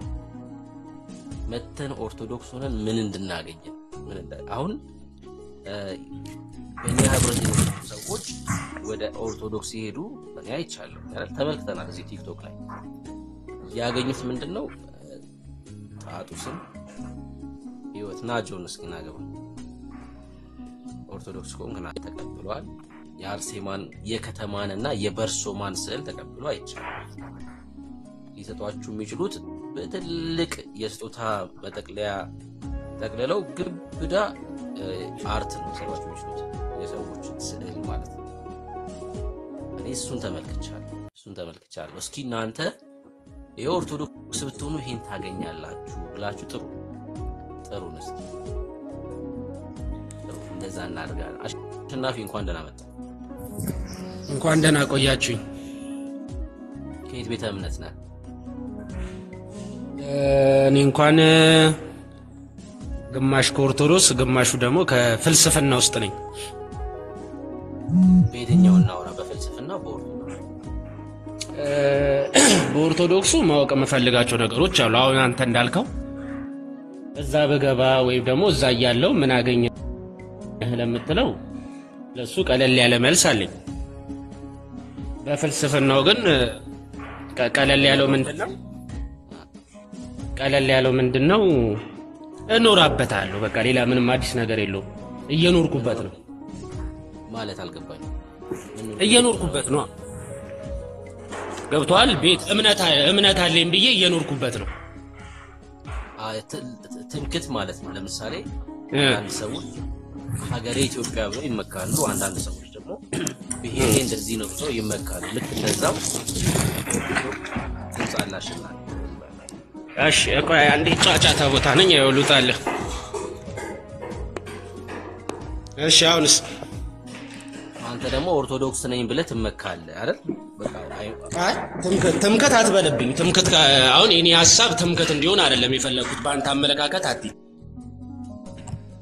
እኔ እመካበታለሁ ነው ያልኩት። የምኮራበት የምመካበት ነው ብዬ ነው ማምነው። ስለዚህ ግድ ደግሞ እምነት ስለሚያስፈልገኝ ምድር ላይ እስካለው ድረስ ሃይማኖት ግድ ስለሚያስፈልገኝ ምን አደርጋለሁ? ኦርቶዶክስን መርጬ አለው። አሁን ፕሮቴስታንትን ደግሞ እንድመርጥ አንተ የሆነ ነገር ትነግረኛለህ።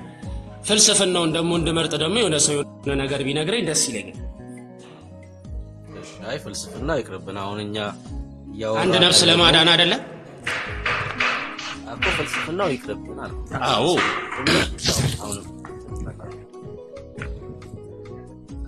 እሺ አሁንስ ፍልስፍናው ይቅርና አንድ ሰው በደንብ ስማኝ።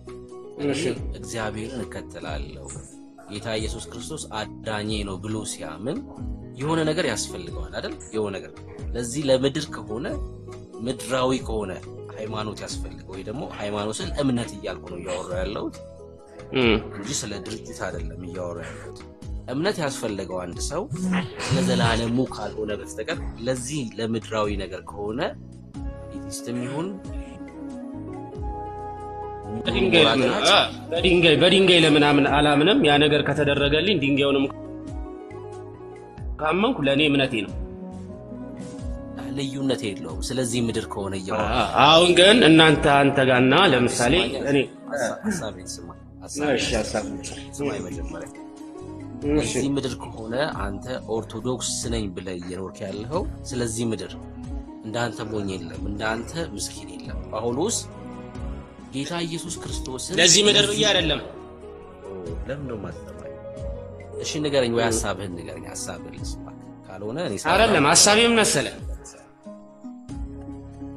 አይ ያንተን ሐሳብ እንዳጨመረብኝ ብዬ እኮ ነው። የኔ አንግልና ያንተ የምትሄድበት አንግል እንዳይቀላቀል ብዬ ነው፣ እንዳይምታታብኝ ብዬ ነው።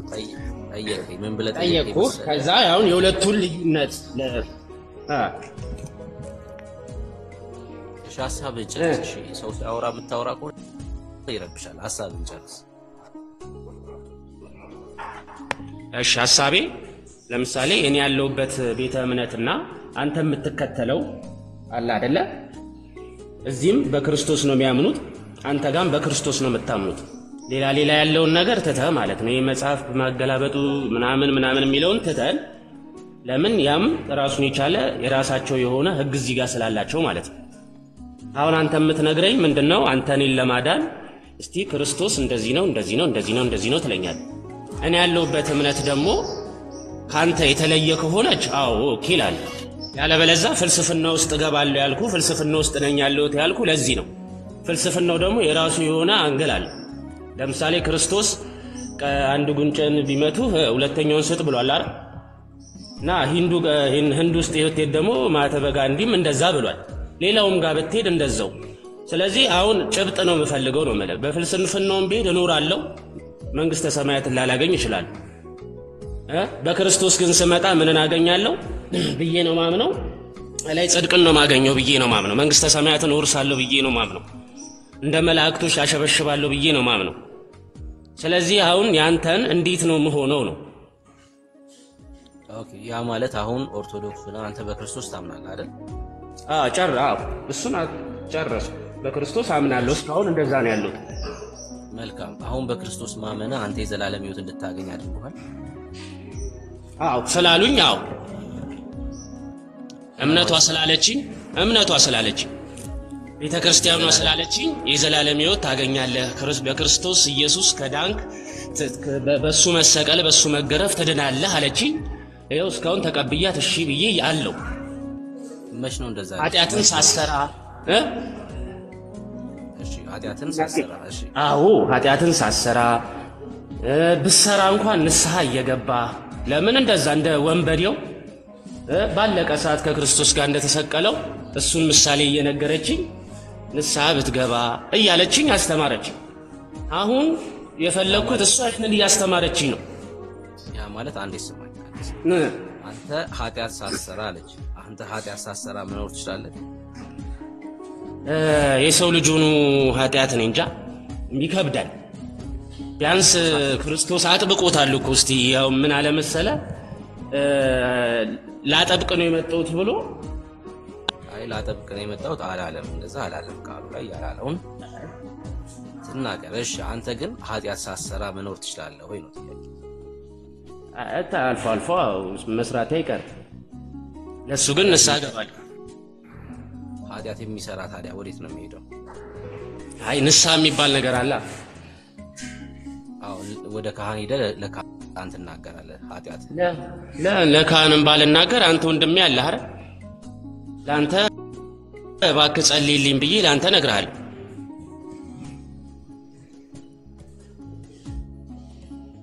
ከዛ አንተ ንጹህ ስለሆንክ ትገባለህ ማለት ነው። አንተ ንጹህ ስለሆንክ አንተ ንጹህ ከሆንክ አንተ ንጹህ ነኝ ብለህ ለምን አንተ ንጹህ ነኝ ብለህ ስለምታምን ምን አደርጋለሁ? ኧረ ወንድሜ ትናንት እንደዚህ እኮ ተሳሳትኩ እባክህ ምን ላደርግ ምናምን ስለው በቃ ወይ ሰውየውን ይቅርታ ጠይቀው ይለኛል። ያን ሰው ይቅርታ ጠይቃለሁ የበደልኩትን። ካልሆነ ደግሞ በቃ አንተ ደግሞ የሆነ ነገር አድርግልኝ ይልና አንተ ደግሞ ሄደህ ምን ታደርግልኛለህ? በቃ ይሄ ልጅ ይቅርታ አድርግለት ትላለህ። ለእግዚአብሔርም እንደዛው አንተ ታደርግልኛለህ ማለት ነው። እሺ አሁን ስማኝሽ ሚውት ታርክና ስማኝሽ። እሺ ጌታችን ኢየሱስ ክርስቶስ ስለኛ ሲናገር ስለ ፍጡራን ማለት ነው በመክብብ መጽሐፍ ምዕራፍ 7 ቁጥር 20 ላይ በምድር ላይ በእግዚአብሔር ፊት አንድም ጻድቅ የለም ይላል። ምን አልኩኝ? በምድር ላይ ነው የሚለው። በእግዚአብሔር ፊት አንድም ሰው ጻድቅ የለም። ይህን ሲናገር ስለ ማርያም የተናገረ ነው። ስለ ጳውሎስ፣ ስለነ ጴጥሮስ፣ ስለነ ሙሴም ጭምር እያወራ ነው። በምድር ላይ በእግዚአብሔር ፊት አንድም ጻድቅ የለም ይላል። በኢዮብ መጽሐፍ ምዕራፍ 4 ቁጥር 17 ላይ እንደዚሁ ስለኛ ስለ ፍጡራን ሲናገር በእግዚአብሔር ፊት ኃጢአትን የማያደርግ ማንም የለም። እንደውም ቀጥሎ ስለኛ እንደዚህ ካለ በኋላ ስለ መላእክት እንኳን ይናገራል። መላእክት እንኳን ስንፍና ይከሳቸዋል ይላል። ይከሳቸዋል። አንተ አልከኝ ንጹህ ነኝ ብለህ ስለምታመን ሰዎች በራሳቸው ንጹህ መሆን አይችሉም። ሰዎች እንደው ቀደም እንደው አንድ ነገር ስናነሳል ነበር። ኃጢአት ጠረን ቢኖረው ማንንም ከቤት አትወጣም። ኃጢአት ጠረን ቢኖረው ኃጢአት የሚሸት ቢሆን ማንም ሰው ከቤቱ አይወጣም። ሀገሪቷም ከተማውም እንደው በቃ ምንድነው ምን ልላችሁ ይችላል? በጣም ከባድ ነው አይደል? በጣም ከባድ ነው። ኃጢአት እንደው ጠረን ቢኖረው ስንበድል የምንሸት ቢሆን በብሉይ ኪዳን እኮ የነበረው ነገር በጣም እኮ ነው የሚከብደው። በብሉይ ኪዳን የነበረው ነገር በለምጽ ይመቱ ነበር እና ኃጢአት ጠረን ቢኖረው ልክ ኃጢአትን ስም በድል በእግዚአብሔር የሚመጣ ጠረን ቢኖር ማንም ሰው ነው ማለት ከቤቱ አይወጣም። ለዚህ ደግሞ መድኃኒቱ ምንድነው? ኦርቶዶክስ መሆን አይደለም። ለዚህ መድኃኒቱ ጴንጤ መሆን አይደለም። ለዚህ መድኃኒቱ ካቶሊክ መሆን አይደለም። የዚህ መድኃኒት ኢየሱስ ይባላል። የዚህ መድኃኒት ኢየሱስ ይባላል። ሰው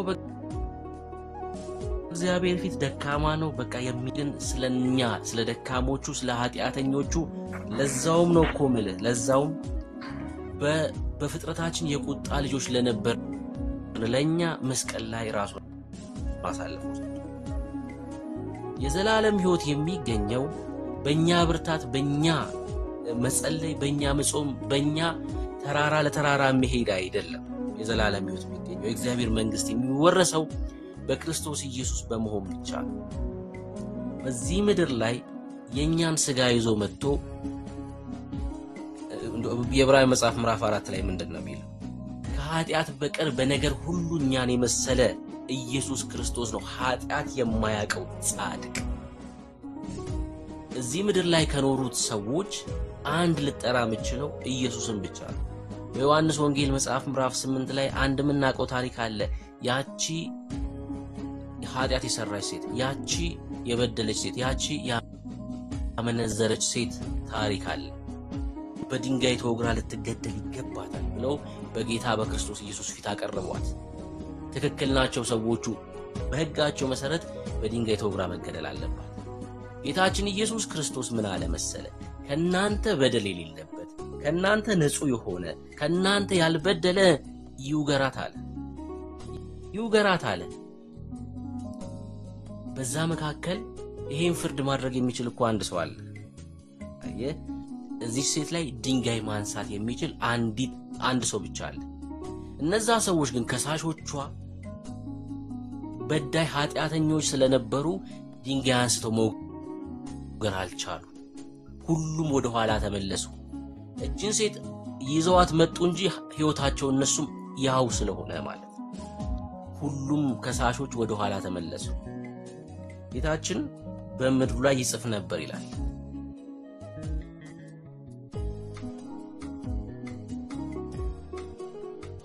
የጻፈው ምድሩ ላይ የጻፈው ነገር አልተነገረንም። ቃሉ አይናገርም። ኃጢአተኛ ላይ ድንጋይ ለወረውር አልመጣውም ብሎ የጻፈ ነው ይመስለኝ። አልተነገረንም። ቃሉ ላይ የለም። መሬቱ ላይ ጻፈ ነው የሚለው። እዛ ስፍራ ላይ እቺ ሴት ላይ ድንጋይ ማንሳት የሚችለው ኢየሱስ ክርስቶስ ብቻ ነው። ያገኘበት ኢየሱስ ብቻ ነው። ድንጋይ አንስቶ ሊወግራት ይችላል። ግን ሂጂ አላት። አየህ፣ ኃጢአተኛና ለበደለኛ የመጣ ንጉስ ነው። ኃጢአተኛ ላይ ሊፈርድ ሳይሆን ስለ ኃጢአተኛው ሊሞት የመጣ ንጉስ ነው ኢየሱስ። ስለ ኃጢአተኛው አየህ፣ ማንም ጻድቅ የለም። ከሳሽም እጅ የሚጠቁምም ሁሉም በእግዚአብሔር ፊት በደለኛ ነው። መቆም አንችልም። ድፍረታችን ማን ነው መሰለ? ኢየሱስ ይባላል። ይሄ ዛሬ በዚች ሴት ላይ ያልፈረደባት ነፃ ነሽ ያላት ከዚህ በኋላ አንዱ አትበድይ ብሎ የተናገረው እርሱ ኢየሱስ ክርስቶስ በእግዚአብሔር ፊት መቆሚያችን ነው። ጌታ ባይኖር ማንም በእግዚአብሔር ፊት አይቆምም። ማንም ከሞት አያመልጥም ነበር። ማንም ከሞት ለምን? ሁሌም ኃጢአትን በደልን ስለምንሰራ። ምን እያልኩ ነው መሰለ? ቅዱስ ጳውሎስ በኤፌሶን መልእክቱ መጽሐፍ ምዕራፍ 2 ቁጥር 18 ላይ እንደነገረን እኛ በክርስቶስ ኢየሱስ ሆነን አለ ጳውሎስ።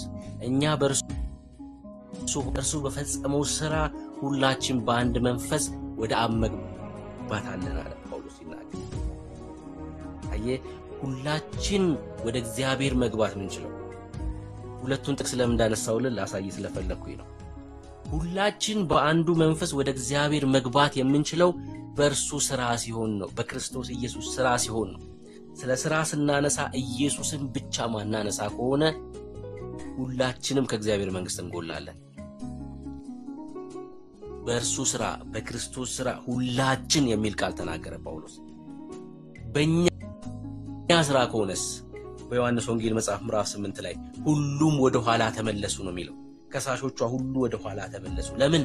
ሁላችንም በዛ ኃጢአትና በደል ውስጥ ስላለን። ታዲያ ጳውሎስ በእኛ ስራ ቢሆን ሁሉ ወደ እግዚአብሔር መንግስት ይገባል ብሎ ይናገራል? አይናገርም ነበር። አንዳችንም አንገባም። ይኸው ደግሜ እነግርሃለሁ፣ አሸናፊ አንተም አትገባም፣ እኔ ብሩክም አልገባም፣ ፓስተርም አይገባም፣ ኤርሚም አይገባም፣ ሊያም አትገባም። ማንም እዚህ ውስጥ ያለ እኔ ብሎቹ ማንሳት የሚችል የለም።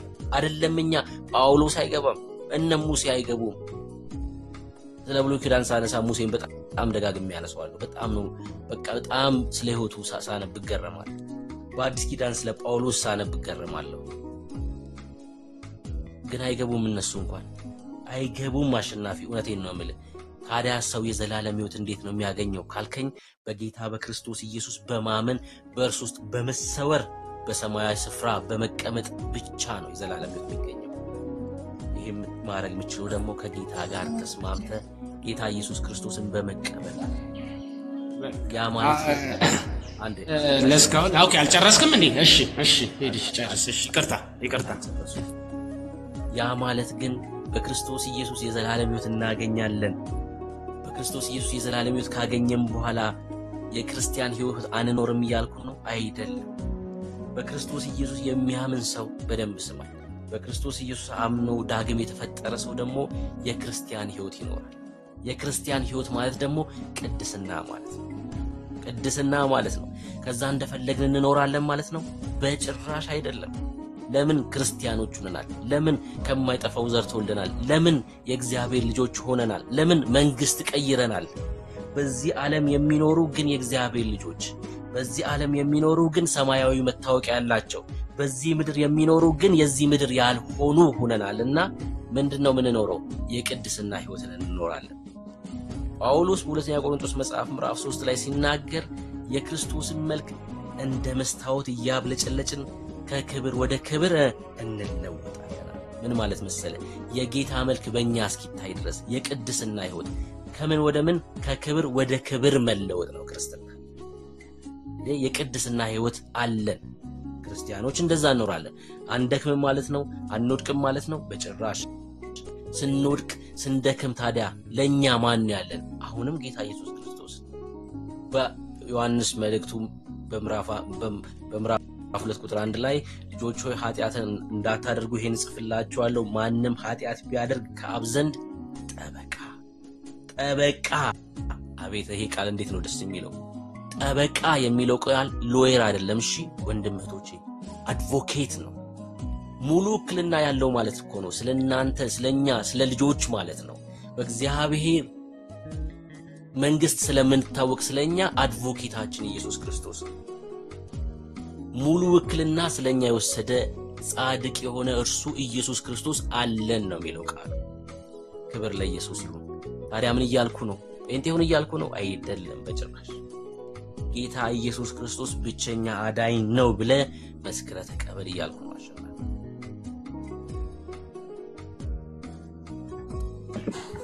እሺ ተቀብያለሁ። ኦርቶዶክስም እንደዚሁ ብላ ነው ያስተማረችኝ።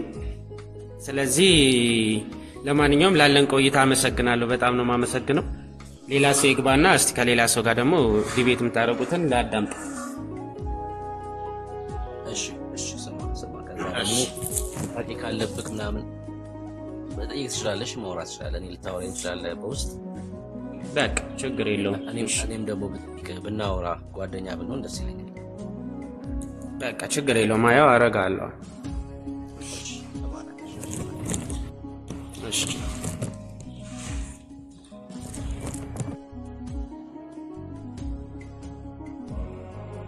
እሺ ሌላ ኦርቶዶክሳዊ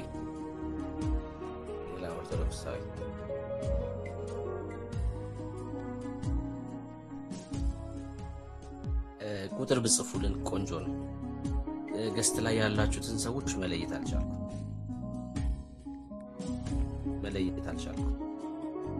ቁጥር ብጽፉልን ለማስገባት ነው።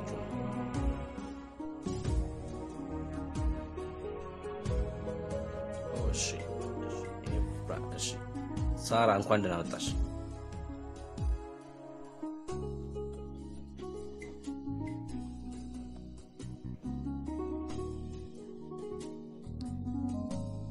ሳራ ይሰማሻል? አሜን። ጌታ ኢየሱስ ይባርካችሁ። እናንተ ነው በጣም ነው የምወዳችሁ። ኢየሱስ እንደዚህ ያለ አይደል? መጣና አንዱ ቸር መምህሮ ያለው ኢየሱስ ክርስቶስን ስለምን ቸር ትለኛለህ? አንዱ ከእግዚአብሔር በቀር ቸር የለም አለ ኢየሱስ ክርስቶስ። አይገርምም? ቸር የሆነው አባታችን እግዚአብሔር አብ ውድ የሆነ ስጦታን ኢየሱስ ክርስቶስ ሰጠ። ቸር ማለት ለጋስ ማለት ሰጪ ማለት ነው። በጣም የሚገርመው ለማይገባ ለኛ በፍጥረታችን የቁጣ ልጆች ለነበርን በኃጢአት በበደል እንመላለስ ለነበረ ለኛ ቸር የሆነው አባት እግዚአብሔር አብ ውድ የሆነ ስጦታ ኢየሱስ ክርስቶስ ልጁን ሰጠ። ኢየሱስ ስጦታችን የዘላለም ሕይወታችን እርሱን እግዚአብሔር አብ የሰጠንን ውድ ስጦታ በመቀበል የዘላለም ሕይወት ተመለከተ። ምድርን በቃ ሁሉ በደለኛ ነው፣ ሁሉ ኃጢአተኛ ነው፣ ሁሉ ድምጽ ላሰማለህ ኤርሚያው ድምጽ ላሰማለህ። ኦኬ ጸጋ ይብዛላችሁ ወገኖች፣ ያልተገናኘ እንኳን ሰላም ብያለሁ። ኦኬ ተባረኩ። እንግዳም ገብቷል። አውራት ወንድምና ኤሉ እንኳን ደህና መሰለኝ አይደል? እንኳን ደህና ያው ስሜያ አይደለም። እሺ ከየት ቤተ እምነት ነሽ? እኔ ኦርቶዶክስ ነኝ። እያወራን ያለነው ሁለቱ የመዳን መንገድ በኦርቶዶክስ የሚል ነው። ኦኬ ኦርቶዶክስ በመሆንሽ ምን አገኘሽ? የትኛው የመዳን መንገድ ላይ ያለሽ? እያነሳ እሺ አመሰግናለሁ ወንድሜ በጣም ማለት እንደዚህ ስለጠየቀኝ። ኦርቶዶክስ በመሆኔ እውነተኛውን ኢየሱስ ክርስቶስ አግኝቻለሁ።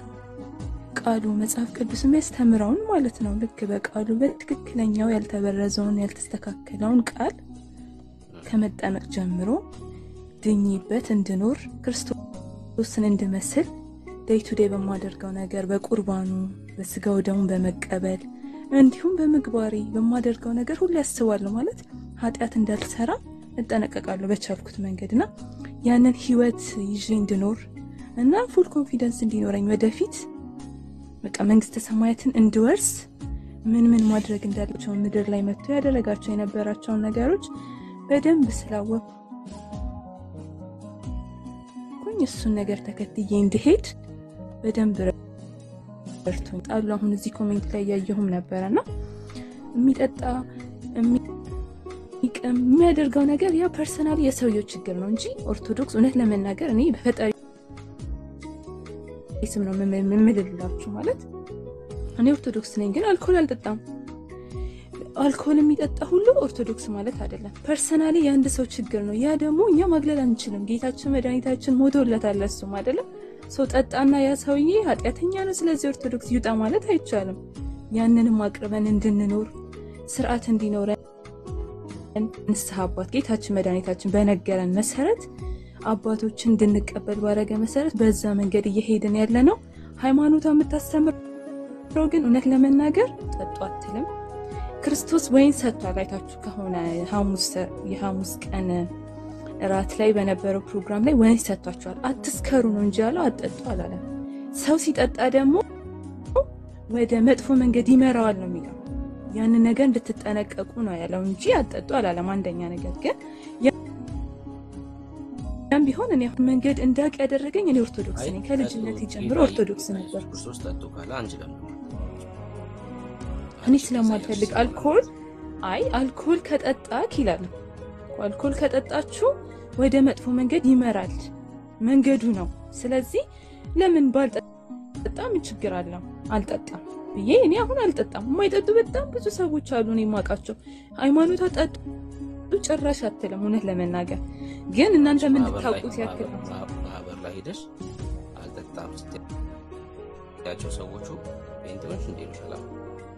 አይ እኔ አይሉኝም። እውነት ለመናገር እግዚአብሔር ምስክሬ ነው። ምናልባት ስለ ደግሞ ነገራችን እንመለስ። ኦርቶዶክስ በመሆን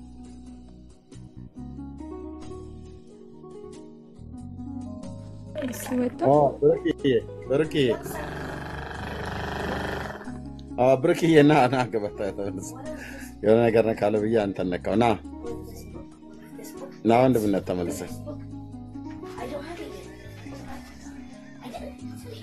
ሶሪ ወንድምነት ሶሪ ወንድምነት ኦርቶዶክስ በመሆኔ እውነተኛውን ኢየሱስን አግኝቻለሁ አልሽ አይደል? እውነተኛው ኢየሱስ ስትይ ምን ማለት ነው? ያልተበረዘ ያልተጨመረ። እሺ ቃሉ መጽሐፍ ቅዱስ ላይ ያለውን ቃል አሁን ከመጽሐፍ ቅዱሳችን ስጀምር ይቅርታ ፕሮቴስታንት ወንድም እህቶቼ ያመነ ብቻ ይድናል የሚል አስተምሮ አላችሁ። እኛ ጋር ደግሞ ያመነ የተጠመቀ አስተምሮቱን ብቻ ሳይሆን የመጽሐፍ ቅዱስ ቃል ከዚህ ልጀምር። አይደለም ጥያቄ ስለ እምነት ሳይሆን ስለ ኢየሱስ ነው። ኦርቶዶክስ በመሆኔ እውነተኛውን ኢየሱስን አግኝቻለሁ ያልተጨመረ ያልተበረዘውን አልሽ። ምን ማለትሽ ነው? እውነተኛው ኢየሱስ ስትይ ምን ማለትሽ ነው? እሱ ብቻ ነገር ይጀምር። ከዛ ወደ እምነት። እውነተኛው ኢየሱስ ማለት የተናገረው ቃል ትክክለኛ ያስተማረውን ነገር አገኘሁበት። መጽሐፍ ቅዱስ ላይ ያለውና ኦርቶዶክስ ላይ ያለው ትክክል ነው። እሱ ለማለት ፈልጌ ነው። ከትምህርቱ አንፃር ማለት ነው። ለምሽ ምን ብሎ አስተማረ? ኦርቶዶክስን ነው እየጠየከኝ ነው። እኔ ትልቅ ደረጃ ላይ ያለው ሰው ነኝ እግዚአብሔር ይመስገንና ማየት መገምገም የምችልበት ደረጃ ላይ ነኝ። ገምግም ኢየሱስ ካስተማረው ትምህርት እውነተኛ እንድትያዝቻለሽ የትኛው ነው? ለምሳሌ አንደኛ ያው ቀድሜ ነገርኩት።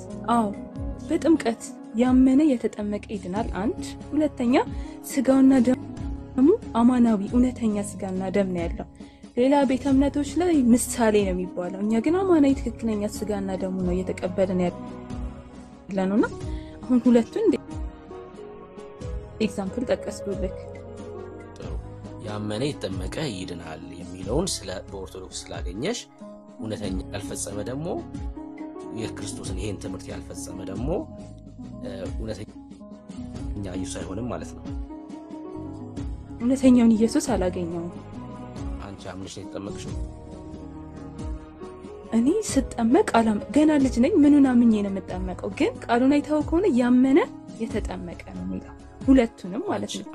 አንቺ አምነሽ ነው ወይ ተጠመቅሽው? አይደለም። አየሽ በክርስቶስ ትምህርት አይደለሽም ማለት ነው። አይደለም አሁን ላስረዳ ስላልፈቀድክልኝ ወንድሜ ይቅርታ። ግን ላስረዳ ስላልፈቀድክልኝ የጌታ የኢየሱስ ክርስቶስ ትምህርት አልሽ ያመነ የተጠመቀ ይድናል ብሎ አስተምሯል። የክርስቶስ ስጋ አማናዊ ነው ብሏል። ሌሎቹ ምሳሌ ይላሉ አልሽ። አሁን ወደ ሁለተኛው ከመምጣታችን በፊት የመጀመሪያው ትምህርት ላይ ያመነ የተጠመቀ የሚለውን ፈጽመሻል ወይ ያልኩሽ። አሁን በልጅነቴ ላምን አልችልም። ገና ልጅ እኮ ነኝ። ህፃን ልጅ እንዴት ያምናል? ምን አውቆ ነው የሚያምነው? ግን አንዱን ኤንድ ነው እኮ አይደለ? በልጅነት ሊሆን የሚችለው መጠመቅ ነው። ያ ማለት ህፃንነት ያመነ የሚለውን ሳትፈጽሚ ሄደሽ ነው የተጠመቅሽው ማለት ነው። ከዛ እያደግክ ስትመጣ ታምናለህ ማለት ነው። ይሄን ትምህርት ማን ያስተማረው? ለምሳሌ ኢየሱስ ያስተማረው ያመነ የተጠመቀ። አሁን ይሄን ቃል የፈጸሙት ጌታን ነው የምልሽ ክርስቲያኖች ናቸው። እዚህ ውስጥ ያሉት ጴንጤዎች ነው ያልኩሻለሁ። ለምሳሌ እኔ ኦርቶዶክስ ነበርኩ። በ40 ቀኔ ቄስ ደባልቄ የሆኑ ቄስ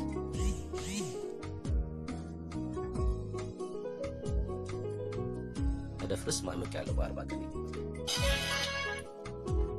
ተቋርጬ ነበር። እሺ ሶሪ። በ40 ቀኔ ተጠምቄያለሁ እንዳልኩሽ። ቄስ ደባልቄ የሆኑ ቄስ አደፍርስ ማን እንዳጠመቁኝ ባላቅም አጥምቀውኝ ወልደ ሐና የሚል የክርስትና ስም ሰጥተውኝ ነበር። ከዛ ግን ጌታን ሳቅ አምኜ ደግሞ 2014 ግንቦት ላይ ጌታ ኢየሱስ ክርስቶስን ተቀብዬ ህይወት እሱ እንደሆነ አምኜ ከዛ ተጠምቄያለሁ። እሺ አሁን የጌታን ትእዛዝ የፈጸምኩት እኔ 2014 ላይ ነው። በ40 ቀን ጥያቄ ልጠይቅሽ ላስቆምህና አይ ህፃናቶች በእናንተ ቆይ ትጠይቂኛለሽ እንጨርስና ያንቺን በ40 ቀን የፈጸምኩት ነው ወይስ አሁን ካደኩ በኋላ የፈጸምኩት ነው? ትክክለኛ ወይ ጥያቄ በ40 ቀን የፈጸምኩት ጥምቀት ነው? በ40 ቀን የፈጸምኩት ጥምቀት ነው ወይስ አሁን ካደኩ በኋላ 2014 ግንቦት ላይ የፈጸምኩት? 2014 ግንቦት ላይ ጌታን ተቀበልኩኝ።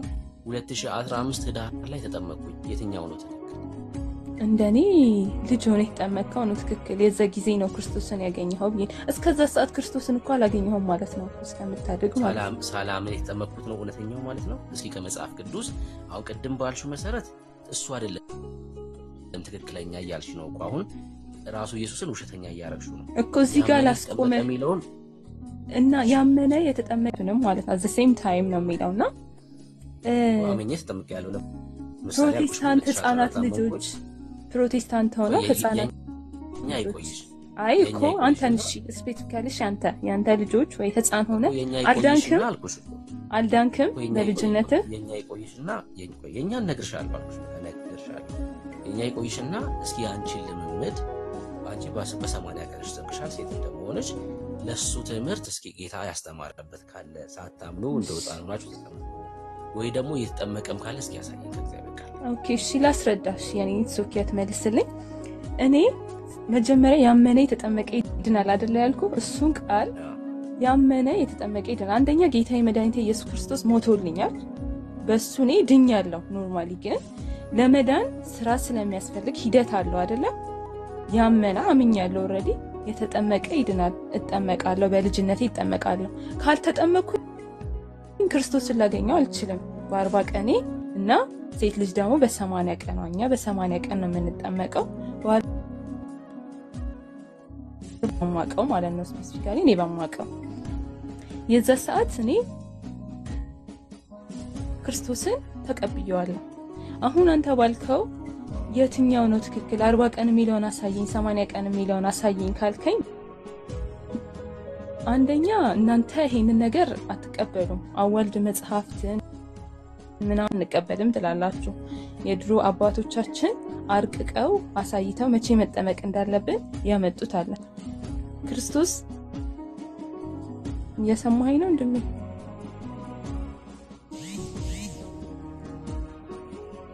ወርዷል ማን እንዳስወረደው እንጂ ወርዷል።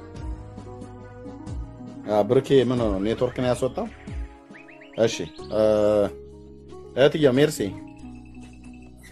ወይ ኤርሚ አውሪያት ከታችን ጋር አውሪ። ብሩኬ ወጥቶ ነው?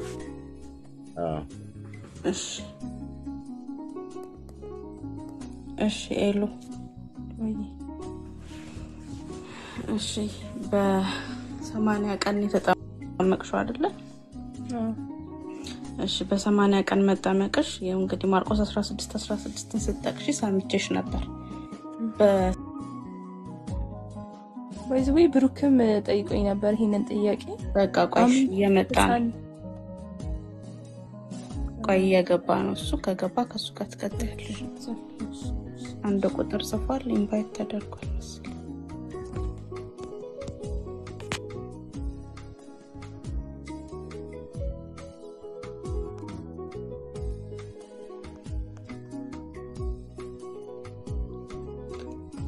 ብሩክ እያስቸገረው ነው። እሺ ቆይ ካንሰል አድርጌ ድጋሚ ልላክለት።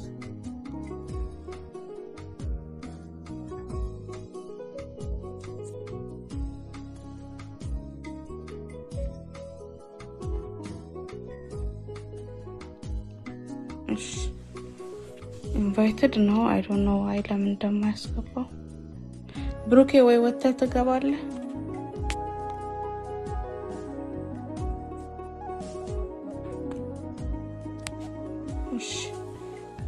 በቃ እንቢ ብሎት ነው። እስከዛ እንቀጥል እስከሚመለስ። አሁንም አንድ ቁጥር እየጻፈ እሺ በቃ መጥቷል። ኤሉዬ ቀጥይ ከሱ ጋር። እሺ እሺ እቴ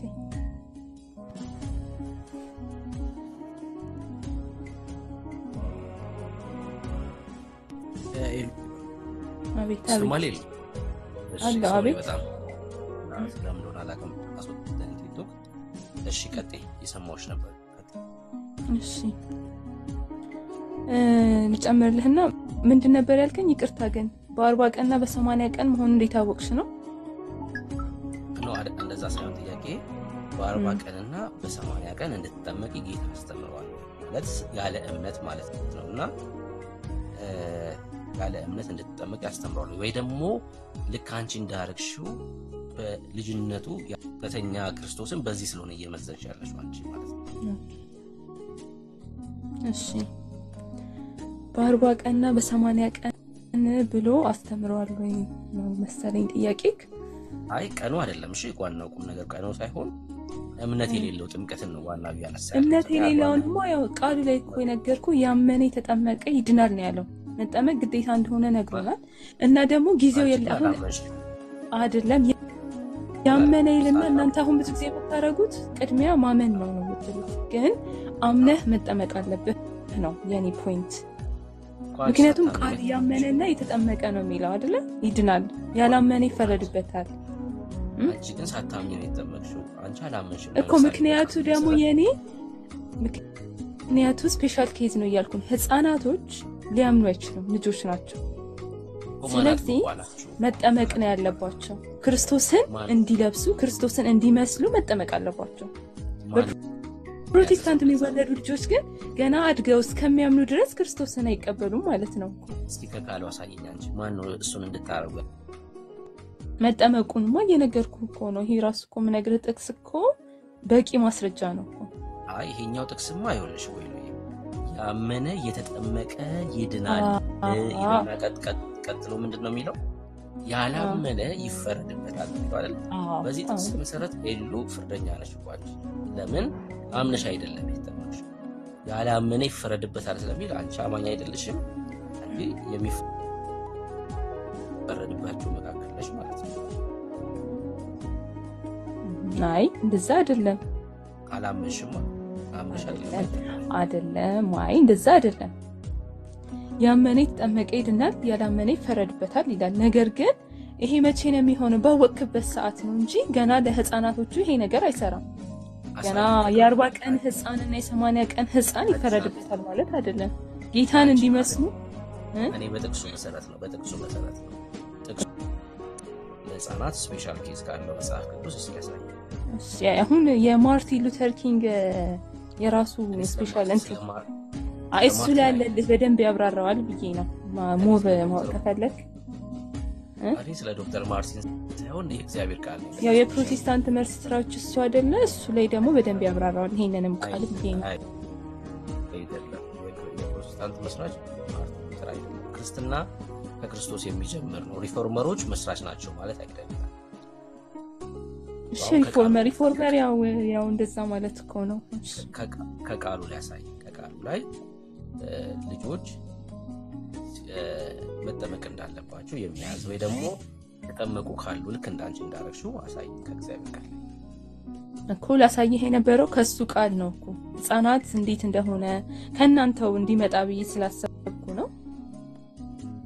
እኛማ እናጠምቅም እኮ አልኩሽ። እኛ እናጠምቅም። እሺ እናንተ ቆይ ልጆቹ ምንድናቸው? እናንተ የፕሮቴስታንት ልጆች ማመን አይችሉም ይታወቃል። በክርስቶስ እንዴት ነው የሚጨመሩት? የክርስቶስ ልጆች የሚሆኑት እንዴት ነው? ይሄ ነው ሁሌ ሲያምኑ እስከሚያምኑስ ምን ማለት ነው? ቃል መተግበር በሱ ቃል መኖር ማለት ነው አይደለ? እሱን መመስከር ነው፣ ስለ ክርስቶስ መመስከር ማለት ነውና ያንን መቼ ነው የሚመሰክሩት? ያንን ሲመሰክሩ ነው አንተ ሲያምኑ ያልከኝ። እድሜያቸው ሲደርስ ማለት ነው። እድሜያቸው እስከሚደርስስ ስምኛ እድሜያቸው ወንጌልን ሰምተው ማመንና መቀበል ሲችሉ እጃቸውን አንስተው ጌታን ተቀብለው ከዛ ይጠመቃሉ። እስከዛ ድረስ ምን ይሆናሉ ነው እያልሽኛለሽ? እስከዛ ድረስ እኛ ልጆቹ ነው ይቀጥላሉ። ከዛ ደግሞ እኛ የክርስቶስ አይሆኑም። የክርስቶስ ሰው መሆን የሚችለው በማመን እኮ ነው አልኩሽ። ደጋግሜ እኮ አያምኑም እኮ አልኩ። እስከዛ ድረስ ደግሞ አያምኑም። ምንድነው የእናንተ አሁን? በእኛ በኦርቶዶክስ ነገርኩ። ይሄ ነገር እንዳይሆን በጥምቀት ከክርስቶስ ህብረት እንጨምራቸዋለን። ስለዚህ ልጆቻችሁ ክርስቶስን አይቀበሉም እስከሚያምኑ ድረስ ማለት ነው። አሁን ይሄ ትልቅ ስህተት ነው። ሁሉም ህፃናቶች የክርስቶስ መሆን አለባቸው። ከቃሉ አሳይኝ። ይኸውልሽ አሁን ትልቁ ችግር የሚሆነው አንቺ የልብሽን መሻትና አይምሮሽ ውስጥ ያለውን ጩኸት ነው የምትነግሪኝ። ከቃሉ ላይ ህፃናቶች በጥምቀት ክርስቶስን ይለብሳሉ የሚል እስኪ ያሳይኝ ከቃሉ። ካላሳየሽኝ ግን የእናንተ ብቻ ትምህርት ይሆናል። እሺ አንድ ነገር ልንገርህ። እኛ አሁን እናንተ ባትቀበሉትም የምትሰሙኝ ከሆነ ወንድሞቼና እህቶቼ፣ እኛ በኦርቶዶክስ አስተምህሮ ምን አለ መሰለህ፣ ያው መጽሐፉን የሰጠችን አልቲሜት ፓወር ያገኘ ነው ከኦርቶዶክስ ቤተክርስቲያን ስለሆነ እነሱ በሚነግሩን መመሪያ መሰረት እንሄዳለን።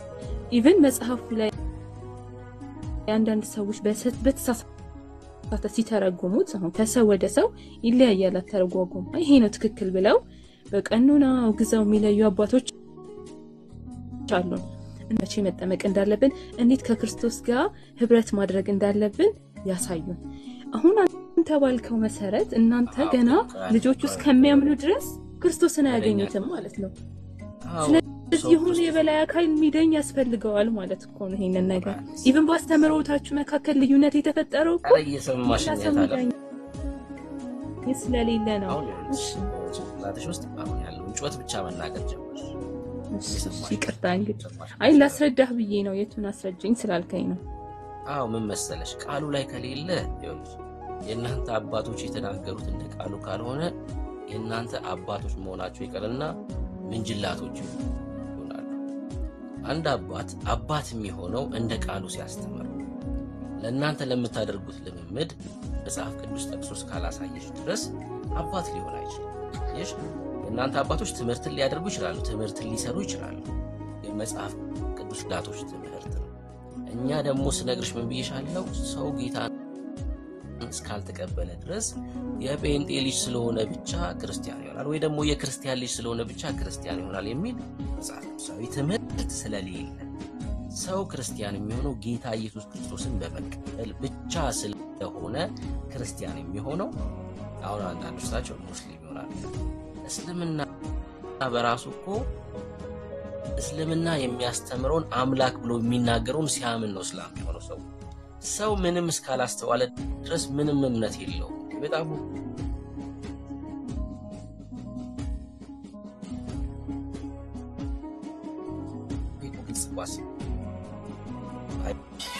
እምነት በቤተሰብ አይወረስም። እምነት በቤተሰብ የሚመጣ አይደለም።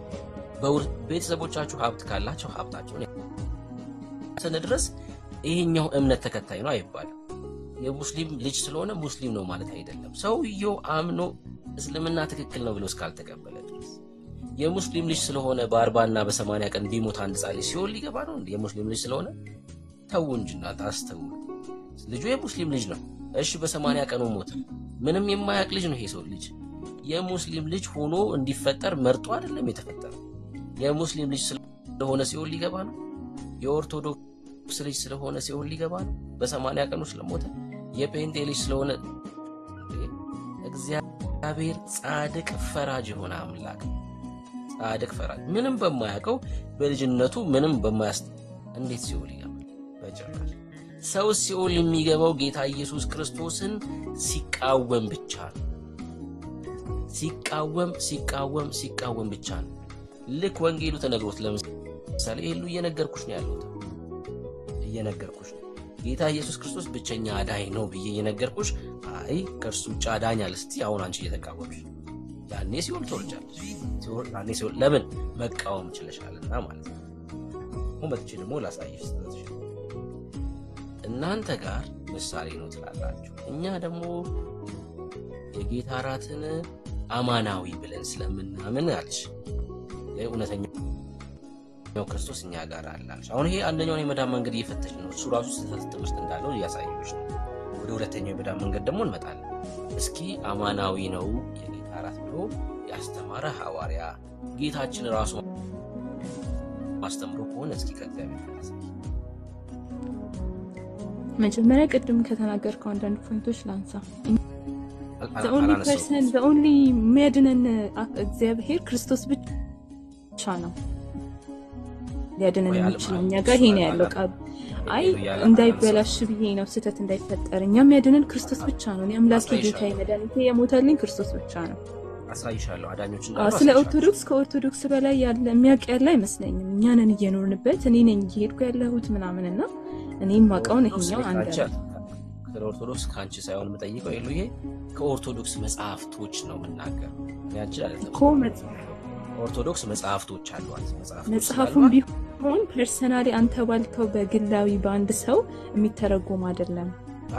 አሁን አንተ ሁሉም ሰው የየራሱን ሐሳብ ሰጠ ማለት እኮ ተተፈጠረ ማለት ነው። አንቺ ተተረጎም እኔ ማቅ አሁን አንተም ግን ብዙ አብዛኛው ኦርቶዶክስን ብትጠይቅ የሚነግሩህ ይሄን ነገር አንቺ ተተረጉሚያለሽ። ችግር የለውም። ትርጉሙን አንቺ ተተረጉሚያለሽ። መጽሐፍቱን እኛ እናሳይሻለን። እሺ አማናዊ ብሎ ያስተማረ ሐዋርያ አማናዊ ሐዋርያ ሳይሆን ክርስቶስ ራሱ የዛ ቀን በሐሙስ በእራቱ ቀን ማለት ነው ምንድነው ያለው? ይሄ ስለናንተ ማፈሰው ደሜ ነው ስለናንተ መቆርሰው ስጋዬ ነው እንጂ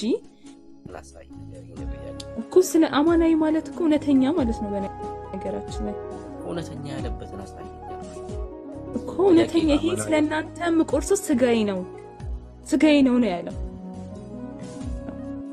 እንጂ የስጋዬ ምሳሌ ነው አላለም እኮ ነው ይሄ ቃሉን እኮ ነው እየነገርኩ ያለው ምሳሌ ነው ቢል የናንተ ያስኪዳል አማናዊ ያለበትን አሳይ እኮ ስለናንተ መቆርሰው ስጋዬ ነው ማለት እኮ ስጋዬ ነው እኮ አለ ይሄ እኮ አማናዊ መሆን ነው የሚያሳየው ስለናንተ ማፈሰው ደሜ ነው የኔ ደም ነው ይሄ ደግሞ የኔ ስጋ ነው አይ እሺ ዛብ የጌታ ራት በተዘጋጀበት ላይ ወይ ደግሞ የፋሲካ በዓል ላይ ጌታችን ኢየሱስ ክርስቶስ ህብስቱን አስቶ ሲሰጥ እውነተኛ ነው የሚል ቃል አልተጠቀመም እዛ ክፍል ላይ ይሄ ስጋዬ ነው እውነተኛ እኮ አይደለም ይሄ ስጋዬ ነው ማለት ምን ማለት ነው ቆይ ወንድሜ ብሩክ ይሄ ስጋዬ ነው ይሄ እኮ ያለ ይሄ ስጋዬ ነው ይሄ ደሜ ነው ብሎ ሰጥቷል ኢየሱስ ክርስቶስ እውነተኛ የሚል ቃል ግን አንቺ ጨምርሽ ቃሉ ላይ እውነተኛ የሚል ወይ አማናዊ የሚል ለታሳይ አሁን ሳወራይ እዚህ ያሉትም ይመስክሩኝ እውነተኛ ብዬ አላወራውም አማናዊ ነው ስጋና ደግሞ አልኩና ቃሉን ንገሪኝ ስትለኝ ይሄ ስጋዬ ነው ይሄ ደግሞ ስለናንተ መቆርሶ ስጋዬ ነው ይሄ ደግሞ ስለናንተ ማፈሰው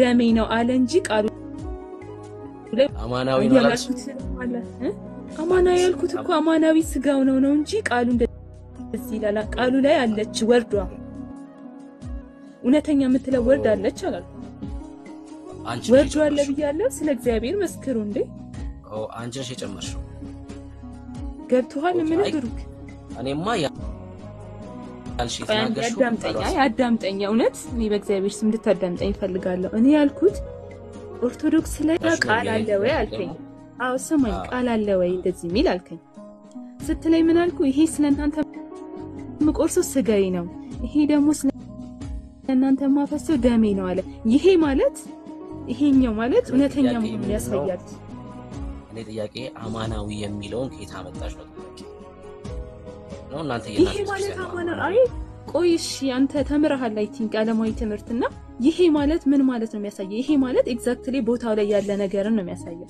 ምሳሌ ቢኖር ቃል ነው ምሳሌ ይሄ ማለት ያው ይሄ ማለት ነው በቃ ይሄ ማለት ነው ስለዚህ እኮ ይሄ ስጋዬ ነው ይሄ ደሜ ነው ማለት ትክክለኛ ደሜ ነው ትክክለኛ ስጋዬ ነው ይሄ እኮ ምንም ጥበብ ራሱ አይጠይቅም እኮ ለተርጎም አይደለ አንቺ ተርጉመሽ ነው እንደዛ ብለሽ አይደል እሺ ተርጉመሽ ነው በቃ እንረዳት እንደዛ ብለን አይ ይሄንን ጭንቅላታችን ኦፕን ብታደርጉት ግልጽ የሆነ ቃል ነው ምንም የሚያወላውል ነገር የለውም ሲጀመር የእግዚአብሔር ቃል ላይ በነገራችን ላይ ጭንቅላት ኦፕን ምናምን ክሎዝድ ምናምን ተብሎ የሚጀምር አይደለም የእግዚአብሔርን ቃል እንጂ ሎቤ ጭፍን መሆን ነው እንደውም እግዚአብሔር ቃል የማይለውን ነገር ነው ብሎ መቀበል ማመን በራሱ ትክክል አይደለም እሺ አንዴ ስሚ ጌታችን ኢየሱስ ክርስቶስ የጌታ ራትን በፋሲካው በዓል ላይ አንስቶ ሲሰጥ መታሰቢያ አድርጉት ብሏል ወይስ አላለም ብሏል ኦኬኛው መታሰቢያ ብለን ብንወስደው ችግር የለውም ማለት ነው አው መታሰቢያ እና ምሳሌ ግን ይለያያል ስለናንተ ምሳሌ አሁን ስለምሳሌ አላነሳውም ስለመታሰቢያ ነው የጠየቁሽ መታሰቢያ ነው ብለን ብንወስድ ችግር የለውም ማለት ነው አይደል ትክክል ነኝ አው መልካም የጌታ ራትን አንቺ የምትወስጂው የዘላለም ሕይወት ለማግኘት ነው ወይስ አይደለም ማግኘት ነው ወይስ አይደለም የዘላለም ሕይወት ለማግኘት ነው እንጂ መልካም ተመልከቱ እንግዲህ የዘላለም ሕይወት የሚያስፈልገው በዓለም ያለ ሰው ነው ወይስ ክርስቲያን ነው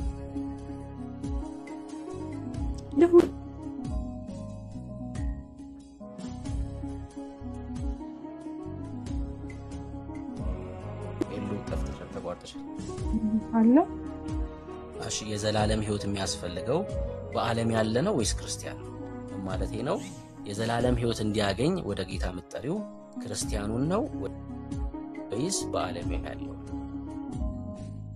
የዘላለም ሕይወት የሚያስፈልገው ሁሉም ሰው የዘላለም ሕይወት የሚኖረው መቼ ነው ቃሉን ሲተገብር ነው አሁን ያልኩህን ስጋውን ደሙን ሲወስድ ሲቀበል በጥሩ መንገድ ሲሄድ የዛኔ ይችላል የዘላለም ይሄንን የማያደርግ እኮ የዘላለም ህይወት አለው ማለት አይቻልም። የሚያስፈልገው ካልከኝ ለሁሉም ያስፈልጋል። ሰው ክርስቲያን ሆኖ የዘላለም ህይወት የለውም። አንቺ አሁን የዘላለም ህይወት የለሽም። ገብቶሃል ምን የዘላለም ህይወት እንዲኖርህ መንገዱን ማድረግ አለብህ። የዘላለም ህይወት የለንም ይቀጥላልም። አሁን በኦርቶዶክስ አስተምህሮ ምንድነው እኛ ዘላለም አግኝተናል አንዴ ብለን አንዘጋም። አሁን የዘላለም ህይወት አለሽ ወይስ የለሽም? ጥያቄው እሱ። እኔ እያደረኩ ስለሆነ አለኝ፣ በስርዓቱ ተሳታፊ ስለሆንኩኝ አለኝ። ግን ይሄን ነገር ባቆም አጣለሁ። ይሄን ነገር ነው የኔ ፖይንት። ወይ አሁን የዘላለም ህይወት አለሽ? አዎ አራት የምትወስደው አዎ የዘላለም ህይወት ያላት ህይወት ከሆነ የምትወስደው የትኛውን የዘላለም ህይወት ናት ታዲያ? ቢሰራት ይጌታል የሌላቸው ሰዎች እኔ አሁን ከዚህ ህብረት በወጣ ይሄንን መውሰድ ባቆም አጣለሁ። እኔ ስላንቺ ነው ይሰጠኛል ብለሽ ስለምትጠብቂ ባልወስድ ባልጠቀም ስጋው ደሙ ላይ ባልሳተፍ አጣለሁ። እህት ዓለም ይኸውልሽ በደንብ ስሚ። ምን እያልኩ እንደሆነ እንድትረዱት ነው ክርስቲያኖች። በዓለም ያለ ሰው የጌታን ስጋ ወይ ደግሞ የጌታ ራትን መውሰድ ይችላል? ከጌታ ስጋና ደም መካፈል ይችላል? በዓለም ያለ ሰው ይችላል። ምን አንድ ሙስሊም አሁን መጥቶ እናንተ ጋር መቅረብ ይችላል? አይ መጀመሪያማ ማመን አለበት፣ መጠመቅ አለበት፣ ኦርቶዶክስ መሆን አለበት። ከዛ በኋላ መጠቀም ይችላል። ጥያቄን አስተውለሽ ስሚ። ምንድነው ያልኩት? በዓለም ያለ ሰው ማለት አማኝ ያለ ሰው ማለት ነው። በዓለም ያለ ሰው የጌታ ራትን ወይ ደግሞ ቁርባንን መውሰድ ይችላል? አይችልም። መልካም ወንጌልን ሰበክሽው። አሁን ይሄን በዓለም ያለ ሰውዬ መጥቶ ጌታ ካሜሮን ቀባችሁት፣ የዘላለም ህይወት አግኝቷል ወይስ አላገኘም? ድኗል ወይስ አልዳነም? ሰውዬ አግኝቷል። ለጌታ ስጋና ደም የጠየቅኩሽ ብቻ አሁን እኔ ስለ ጌታ ስጋ እና ደም አላነሳው። አይ አንዴ ግን ላቋርጥህና እዚህ ጋር እንደውም ምዕራፍ ጽፈው ይችኝ ነው ዮሐንስ 55 ላይ ስጋዬ እውነተኛ መብል ደሜ እውነተኛ መጠጥ ነውና ይላልና እውነተኛ መሆኑን ያው ቀደም እያልከኝ ነበረ። እኔም ስላላወቅኩት ነው እውነተኛ ራሱ ይላል በወርድ ራሱ ማለት ነው ዮሐንስ 55 ላይ ሄደን አግሊጦስ የጻፈው ናስኪ ግባ አግሊጦስ አንቺውን አግሊጦስ መምህር ነው። መምህርሽ እንኳን ክፍሉ ምን እንደሆነ ስለማያውቅ አሁን እሱ ሲጽፍ የነበረው ሰውዬ ያ ክፍል ምን እንደሆነ ስለማያውቅ ምን እንደሆነ ስለምን እያወራ እንደሆነ ስለማያውቅ ደግሞ አይደል ያልከው ክፍሉ ምን እያወራ እንደሆነ ስለማያውቅ ነው። ስለምን እያወራ እንደሆነ ስላላነበቡት ነው። ኦርቶዶክሳውያን ስለማያነቡ ነው ያልኩሽ። አይ እንደዚህ አትበል፣ እናነባለን። ኦርቶዶክሳውያን በጣም እናነባለን። ለምን መሰለሽ እንደማታነቡ? አሁን ለምሳሌ አንቺ ዮሐንስ ምዕራፍ 55 አልሽ። ዮሐንስ ምዕራፍ 55 የሚባል ለምን እንናገር እንደምታረጉን አልገባኝ። አሁን መጠይቅሽ ላይ ብቻ መልሽ። አንድ በዓለም ያለ ሰውዬ አልኩሽ። አንድ በዓለም ያለ ሰውዬ ጌታ ኢየሱስ ክርስቶስን ቢያምን ዘላለም ህይወት አግኝቷል። ቀበሌ እኮ ነው ዮሐንስ 55 ቀበሌ ነው ጎጥ። ከእናንተ በላይ ሲጀመር ማያውቃለ እንዴ? በየመንገዱ የሚሰብኩት መቼ ያውቃሉና ነው? አይ እንደዚህማ ውርድ ካላችሁ እኮ ትክክል አይደለም። በየመንገዱ ኢየሱስ ጌታ ነው እያሉ እየሰበኩ እንኳን ቃሉን አያውቁትም። ዮሐንስ 55 ያለሽ አይዞሽ። አይ ቃሉን አታውቁትም እኮ በየመንገዱ እንኳን እየሰበካችሁ።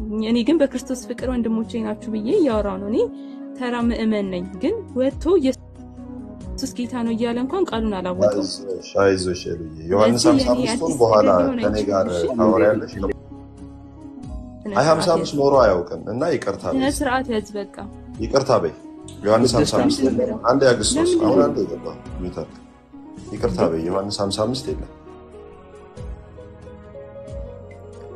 ኦርደር እንጂ ይቅርታ አይደለም። እሺ ወንድሜ ላንተ ይቅርታ አይደለም። this is orthodox በቃ ብሩክ ይቀጥሉ። ምን ብዬ ነው መሰለሽ ብሩክ ክፍሉ ስለ ስጋው ደግሞ አይነገርም ብለህ ስላስገባኝ አመሰግናለሁ። እናወራበት መጽሐፉን እና እያነበብን አሁን ምን መሰለህ ትልቁ የመጀመሪያው መምህር ነው ብለህ አንድ ውሸት ዋሸህ። ሁለተኛ ደግሞ ክፍሉ ስለ ስጋው ደግሞ አይደለም ያወራ የሚለው ሁለተኛ ነውና ባትዋሹ ጥሩ ነው። ምን መሰለህ ትልቁ ችግር ሆነ የለመዳችሁት ነገር አለ፣ ስርዓት አለ። እኔ መምህር ነኝ ነው ያለው። የመምህርነት የማስረጃ አምጣው። የመጀመሪያው ውሸት የጀመረው መምህር ነው የሚለው ውሸት ስለሆነ ብሩክ ለዛ ነው ሚውት አድርጌሃለሁ። ከዚህ በኋላ ካወራ ትወርዳለህ። ከሷ ጋር ስንጨርስ አቅሙ ካለ እናወራለን። በቃ ታገስና ነውር ነው። በቃ ሰው እያወራ ጣልቃ አይገባም። በቃ ትልቅ ሰው ነህ፣ ታገስና ታወራለህ። እሺ እንደዛ ነው የሚደረገው። ኤሉዬ እንጨርስልናል። ይቅርታ ያስቀየምኳችሁ ካለ በጣም ይቅርታ። የእውነት በጣም ልጁ ሌሎቻችሁ እሺ ኤሉዬ እኔ እኮ ምንም አላልኩም። ዮሐንስ 55 የለም ለሱ ይቅርታ ጠይቅን ያልኩት ምንም ላሳቅቅሽም አይደለም። እህት አለ ወድሻለሁ።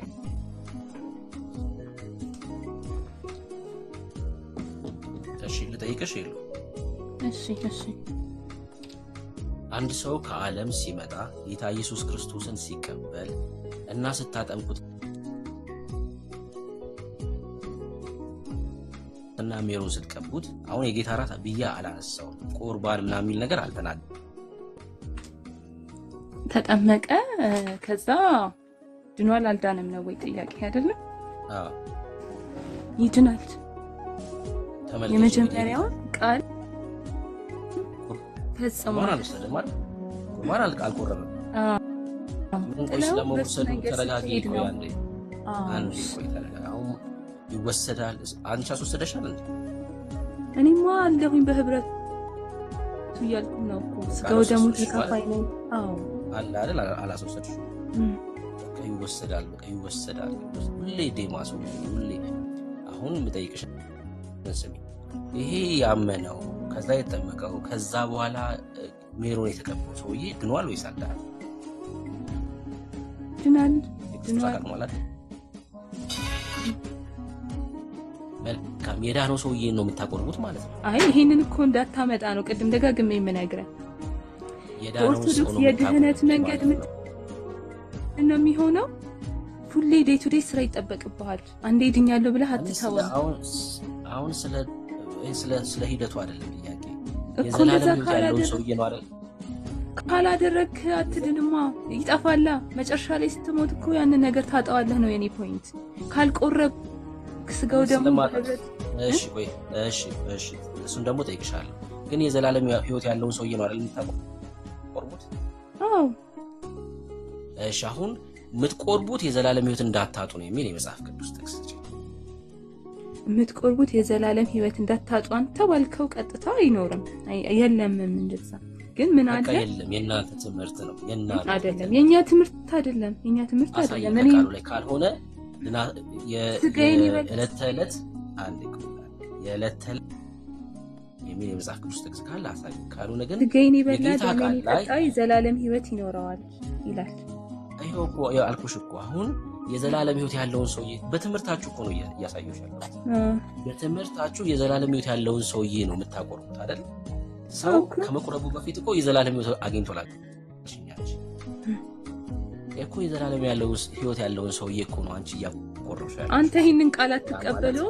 ስጋዬን የበላ ደሜን የጠጣ የዘላለም ሕይወት ይኖረዋል የሚለውን ሰው የጌታ የክርስቶስ ኢየሱስን ስጋና ደም ካልበላ የዘላለም ሕይወት ሊያገኝ አይችልም። ይኸው ደግሜ ነው የምነግርህ። ሰው የጌታ የክርስቶስ ኢየሱስን ስጋና ደም ካልበላና ካልጠጣ የዘላለም ሕይወት ሊኖረው አይችልም በጭራሽ። ግን እሱ ክፍል ማለት መርጌታ እንትና ቄስ እንትና እየቆረሱ በአፍ የሚያጎርሱት ማለት አይደለም። ያ ስጋና ደም የሚበላው በእምነት ነው። መስቀል ላይ የተሰራው የተቆረሰው ስጋና ደም ማለት ዮሐንስ ወንጌል መጽሐፍ ምዕራፍ 6 የሚያወራው ስለ ጌታ እራት አይደለም። በእምነት ስለሚበላው እውነተኛ መብል፣ በእምነት ስለሚጠጣው እውነተኛ መጠጥ የሚያወራ ክፍል ነው። አው ሰው በተደጋጋሚ እኮ እያልኩሽ ነው። የጌታ ስጋና ደም ሳይበላ የዘላለም ሕይወት ሊያገኝ ይችላል። ይሄ የጌታ ስጋና ደም ግን የጌታ እራት አይደለም። አሁን እሱ ነው ትልቁ ችግር። በእምነት የሚበላ በእምነት የሚጠጣ እውነተኛ አማናዊ በያሁን ይሄ ነው አማናዊ እውነተኛው ከሰማይ የወረደ ስጋ እርሱን በእምነት ነው የምንበላው እንጂ ሰዎች ቆርሰው የሚያጎርሱን አይደለም። ደግሞ ስለ ጌታ እራት እያወራ አይደለም እያልኩሽ ያለሁት። ምን አልሽኝ? በእምነት ማለት አይደለ? ይቻላል። እሺ ዮሐንስ ወንጌል መጽሐፍ ምዕራፍ 6 ላይ ጌታችን ኢየሱስ ክርስቶስ ከቁጥር 1 ጀምሮ ሰዎችን እንደመገበ ይናገራል። የወንዱ ቁጥር ብቻ 5000 የሚያህል ሰዎች ስለተመገቡ ጌታ ኢየሱስ ክርስቶስን ተከተሉት ይላል። ምን ስለሆኑ?